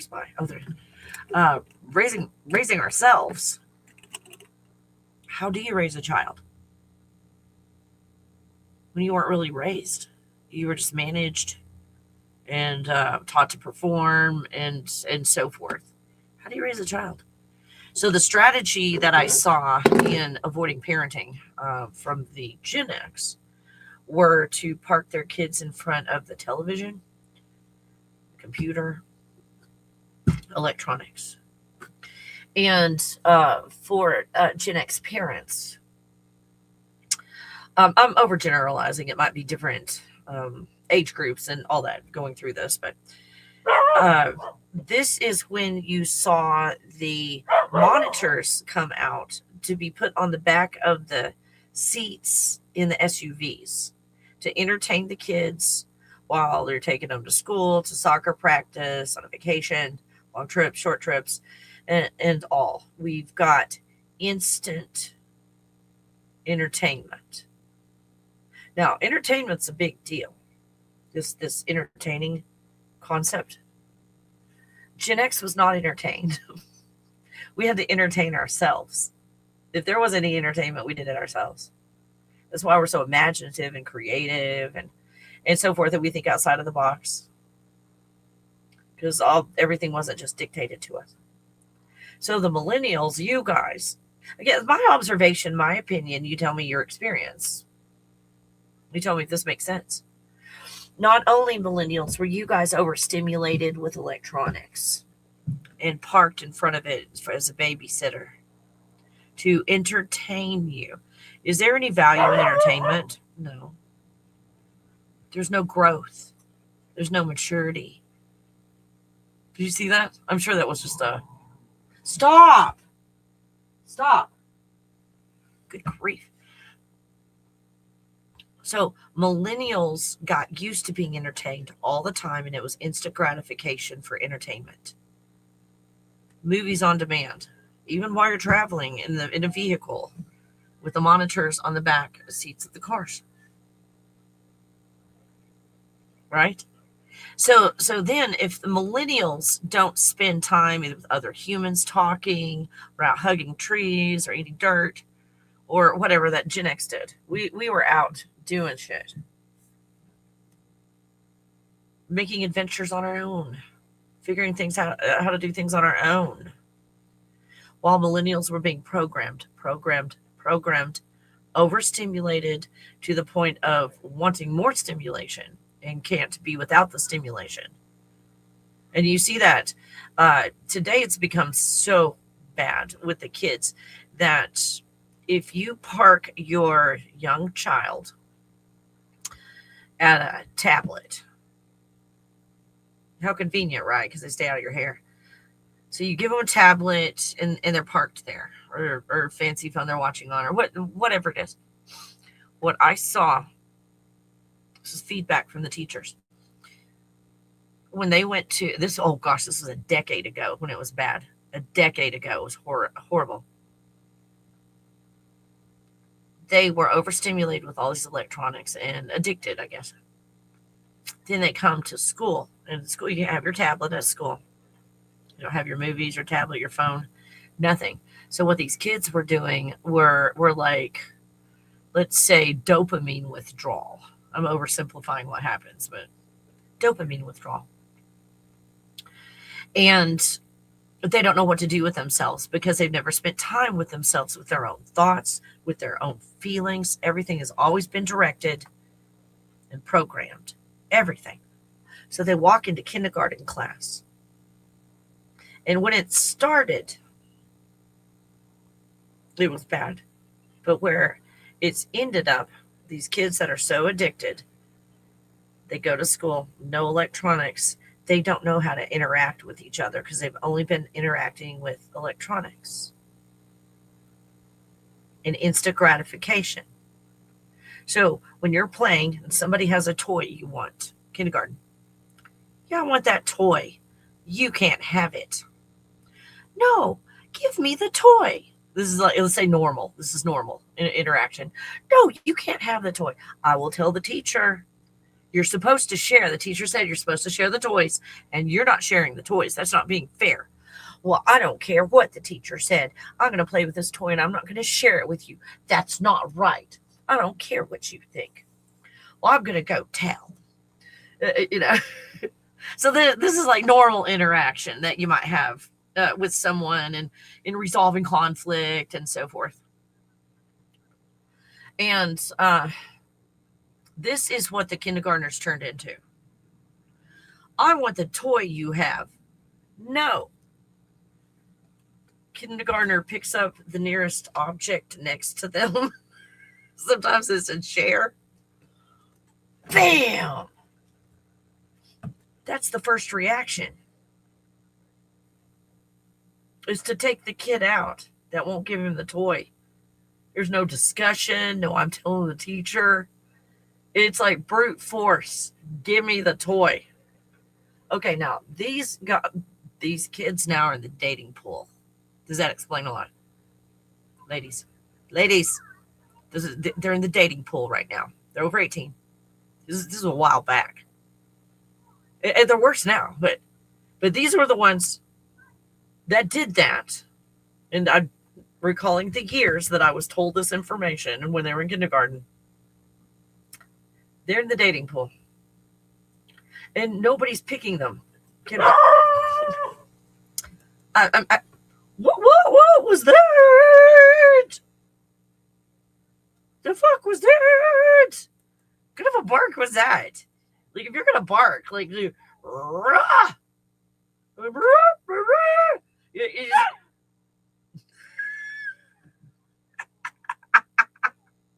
oh, Michelle. So here come the millennials. And it's like, hey, just before I even start talking, all the generations are screwed up just differently. So when I say the millennials are screwed up, I'm not just picking on the millennials. All of us are screwed up, okay? Just my screwed up is different than your screwed up. And so we were ignored. You guys got a huge amount of attention. That fucked you up. Being ignored fucked us up. Getting too much attention fucked you up. Not having time for yourself. So here come millennials being raised on electronics. Not a lot of human interaction. And now, okay, now go do your world. What? And then they have kids. What do they do with their kids? Oh, shit. So I see these millennials. I go to the grocery store. And, okay, I'm going to have to pretend. It's a cell phone. Here's a baby sitting in the basket.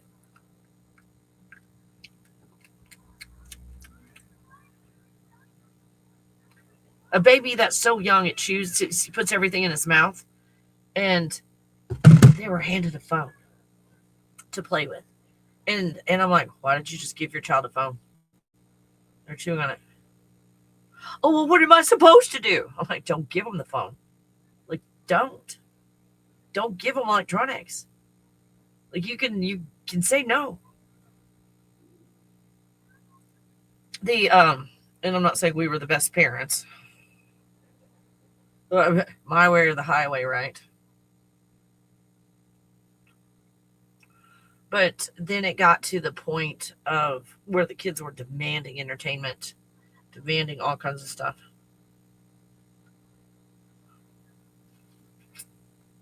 So it looks like everything has collapsed to the point that the alcohol companies are declining. I think is it Gen Alpha? I got my Gen Z, Gen Alpha. I think it's Gen Alpha that are going more Little House on the Prairie. I don't want to be on electronics all the time. So you're seeing it's cyclical. We're seeing a cycle again. Like they're choosing not to be overstimulated. And yes, they have their problems too, but they are thinking about feelings when they do shit. Like Gen X, we're just discovering what all these feelings are named. We don't even know what the name of all these feelings are because we're just starting to feel some of them. It's like, this feeling, it scares me. What does it feel like? I don't know, but it feels like something is good. Could it be happiness? I don't know. What is that? What is happiness? And Gen Alpha's like, oh, let me get my emotional chart out to go tell my mom how many ways that she's hurt my feelings. Oh, you know, this is Gen Alpha. Oh, you're spot on with the kids. I see it in my younger nephews and nieces. The ones that are not on the electronic, the homeschoolers and all, they seem to be very calm, like the monks, in control of their emotions. The monks. But the ones that are on electronics have no control over their emotions. No control over their emotions. Their emotions rule with the electronics. And they're just rugs with a D. Put a D in front of the word rug. That's all electronics are. It causes changes in the body where all these chemicals start chemicaling and biochemistrying and stuff. And it's like, dopamine. Dopamine. So it's just rugs. We're taking rugs, scrolling rugs. Dopamine. Dope. Oh, I feel sick doing that. Oh, I got sick doing that. I feel like I'm going to throw up. What just happened to me? Oh, Ugh. And the parents that are going the opposite direction, and it's like, hey, let's all go buy Little House on the Prairie outfits, put them on and go in the kitchen and make some sourdough bread. Like, oh my God, I think it's the coolest thing. When I see that, and these young girls who, if they decide to celebrate Christmas and all, there were a lot of Christmas gifts. It's like, oh, I forgot what they're calling them. The outfits, but I call them Little House on the Prairie outfits. The Little House on the Prairie outfits arrived, and the young girls are all like, ah. I'm like, oh, that's so cool. Don't ever get married. Don't have kids. Just put on your Little House on the Prairie outfits. You can stay away from electronics and alcohol, and go make your sourdough bread, and everybody go fuck themselves. Oh, well, there's kids outside. These are young kids that copy what you say. That kind of young kid where they copy everything you say. I better be careful. I don't think they can hear me, but I got my door open a little bit. It's like, I like that neighbor. I never met them, but they're nice. They're nice neighbors. They leave me the fuck alone. Oh my gosh. Well, I was out sunning myself. I don't know if I told you guys this. This new neighbor moves in. And so I was out in my swimsuit enjoying the weather and all that. And he goes over there. He's a redneck. He goes over there on his porch. He moves his chair, turns himself, squares up to me. Like, oh, here's a show over here. I have music playing. I'm enjoying my time with my puppy. I'm kicking the orange ball back and forth with her and stuff. And he squares up to watch the show. And he was doing it on purpose to let me know that he's, going to watch me. Oh my God. I felt so sick to my stomach. And that happened in like an instant. Like, oh my God.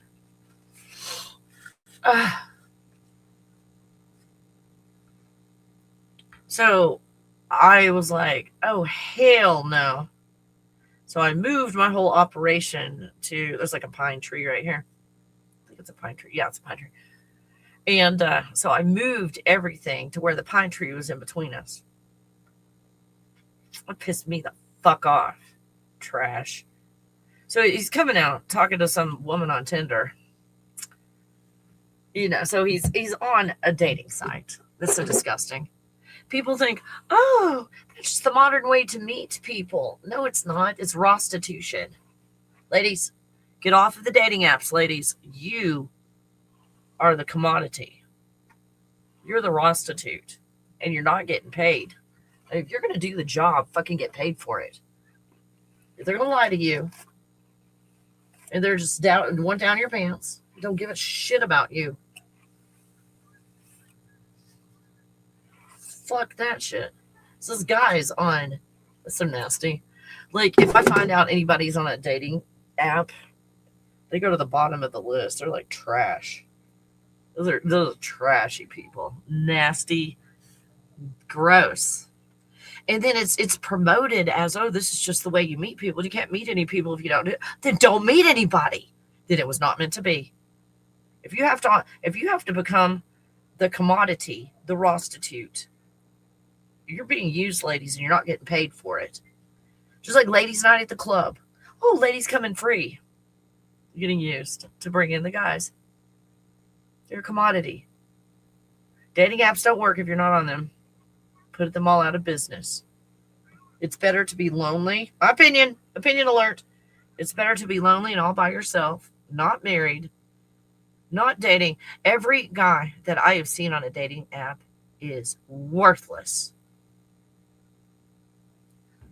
Worthless. And then, here I'm listening to a guy talking about these dating apps in this area in Colorado. And they said on these dating apps, it's the same people. They just, oh my gosh. It's the same people over and over and over. They're just on different dating apps. So you might as well just be on one dating app. Was their point? You might as well just be on one dating app. Oh my goodness, my door swung open. Holy crap. Let's see if I can successfully shut my door without puppies getting all over. I know. They're cute little kids, though. They're not bothering anybody. They're not bothering anybody. Okay, I don't know if I can keep my door closed. But it's starting to get a little bit windy outside. So it's like, oh, we've got all of these it's the same women. And then this guy, he was a contractor building homes, multi-million-dollar homes, like across the street. And I'd go out and walk, and we'd talk and have conversations. And so there was one point he didn't look so good. He looked like life was kind of hard for him. Oh, like, what's going on with you? Oh, he cheated on his girlfriend. And she almost burned Colorado down as a result. She picked up furniture and threw it in his general direction, and she was a good aim. I'll just say she was a good aim. So she was picking up appliances and hitting him with the appliances. He deserved every bit. I'm sorry. And then she took a sharp thingy, something very, very sharp from the kitchen drawer, and his driver's seat of his truck had a conversation with this shiny sharp thing. About they spoke at least 50 times. So sorry. She set something on fire, which here in Colorado, it's like, you don't do that shit. Oh no, because the whole state will go up in flames. Like, shit, you gotta be careful. He was bruised and battered from head to toe. He's a big guy. He's probably like 6'4", 6'6", so somewhere there, like really big and tall. And this tiny 5-foot thing put all these bruises on him. I said, "How did that happen?" I said, "You felt guilty, didn't you? You let her hurt you, dumbass." Anyway, she destroys all his stuff, and then she takes his corn pictures that he was sending her. He was like at work corning and sent her the pictures. She sent all of those to his boss and all his people at work where he worked. All the corn, revenge corn. Is that what it's called? Revenge corn? Did all that. And so we're having a discussion after that about the quality of people on dating apps. Oh, you're wrong about that. The quality of people on the dating apps. You're wrong because of her name happened to be Kelly. Oh my god, she's probably Sagittarius. So she's like, oh, that's where I found Kelly on a dating app. And I said, and look what happened. So, oh, point taken. Like she destroyed. He had an RV too. He had an RV, and it was the one that is it aluminum, like aluminum siding or whatever, not the fiberglass, but like the aluminum ones. They're cheaper. It's cheaper, easier to repair, and so forth. I've got fiberglass though. It's stronger, it wears better. It's more expensive too, but so he had aluminum siding basically on his RV. She took a bat to his RV. And she spent quite a bit of time there too. It would be so cool if that happened to all men when they cheat, but anyway, back to the redneck. So he's out on his porch. So anyway, he goes out there. It's like he wants everybody to know his business, so he goes outside and talks really loud to say things for people to feel like he's important. So he's talking to this woman he found on Tinder. And I'm like, this kid. So whatever. So he's talking to her, and he goes over to the neighbors over here, which I don't know, they might be, I don't know. You never know if your neighbors are watching you or not, if you know what I mean. But they might be some of those. So he goes over there. He's like new in the neighborhood, and I'm making sure he doesn't come to talk to me. I don't want to talk to him. He's trash. I don't want to have anything to do with him. He sat there with no couth. No couth, like he's at a strip club or something. You're going to be watching me in my swimsuit in my front yard. Fuck you. So here he's talking to her, and then he goes over to the neighbors, and it's two men. One of them lives there, and one of them is a friend that came to visit because they were going to go motorcycle up and down the mountain or something. Anyway, he's like, oh, I wanted to meet you because you're cool. I mean, he's such a fucking weirdo. He's like, oh, any guy, because he had like a bomber jacket, or like a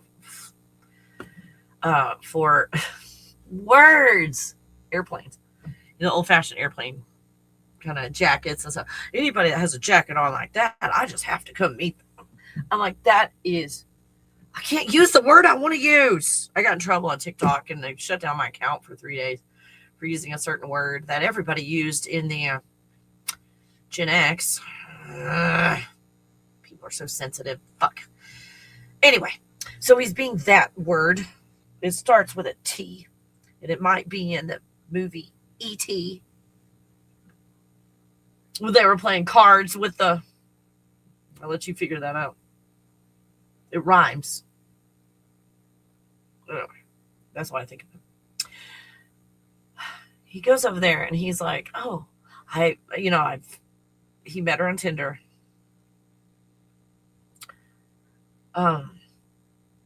And, we're going to go on a date tonight. I'm paraphrasing because it's not the words he used.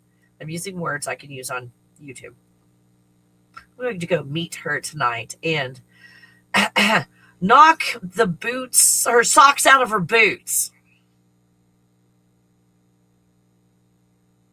And they're like, yeah, yeah.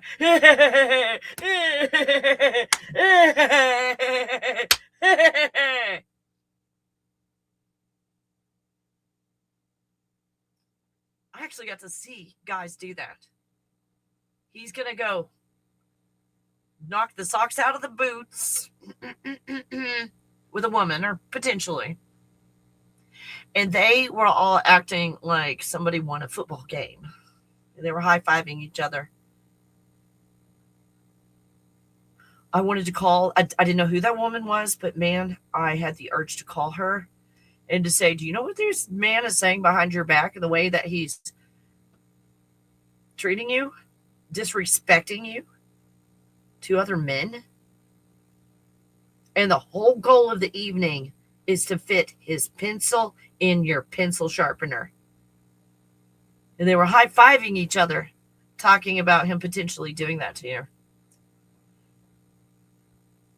So, no, I didn't call her up. I didn't know who she was, anything like that. I just heard her voice. He's out on speakerphone in his front porch. You got to hear the whole conversation. And he's doing it to brag, to make him look good to people out there, to make him look better to the men over here. There was something. He kept talking, and the guy, he has some class. He's like, well, we gotta, get our stuff going and all. And he has made sure that guy never talked to him again. Yeah. Even men are rejecting him. He's such a redneck. Anyway. So he's over there all this time. Every time he comes back, it's so fucking annoying. I move and get the pine tree in between us. It's just really weird. And making sure to be unapproachable. So when it was the holidays, and it was one of the days when all the businesses were closed and all of that, he's there all by himself, oh God, grammar day, himself. Oh my God, I gotta go. I love you guys. I have an appointment. I completely forgot about my appointment. Oh my gosh. Good thing I did my hair and my makeup and all. Okay, I gotta go. Okay, I love you guys. I'll tell you what happened later. And I don't think he's ever going to speak to me again. I'll tell you real quick. So he comes over and he's like, hi. He's like introducing himself. I have my swimsuit on. I'm like, hi. I got so angry. I ran inside. My dog's barking. I'm like, the fuck he's coming on my property for? Fucker. And so I put a shirt on. Because he came over to talk to me with my swimsuit on. Fuck you. Yeah, and not get a close-up of that. Anyway, I'm like, what do you want? And he goes, oh, I just came over to introduce myself. I'm like, yeah, I don't do that. And he's like, oh no, I'm making up names. Oh, that's Fred, and that's Joe over there. I met him, and I met Sam and Rex, and I just made up names. And I was like, well, good for you. I don't do that. He wanted me to tell him my name and shit. And then what do you do for a living? Fuck you. That's what I do for a living. Fuck you. So I did not say that. But he goes, oh, well, I was just trying to come over and be a nice neighbor or whatever. Have a Merry Christmas. And I'm like, fuck you. Fuck yourself. What I told him. So anyway, that's what happened. Anyway, I love you guys. Don't be late for my appointment. I love you. I will see you on the next video. Realm of dreams where the stars align. Kelly Coffee takes you on a ride divine. In her God bubble we soar through the night. Exploring the universe, our vision takes flight. The symphony of galaxies fills the air. Come with me, let's ride on the cosmic breeze. With Kelly Coffee, we'll journey through galaxies. In her God bubble, we'll explore the unknown. A grand adventure like no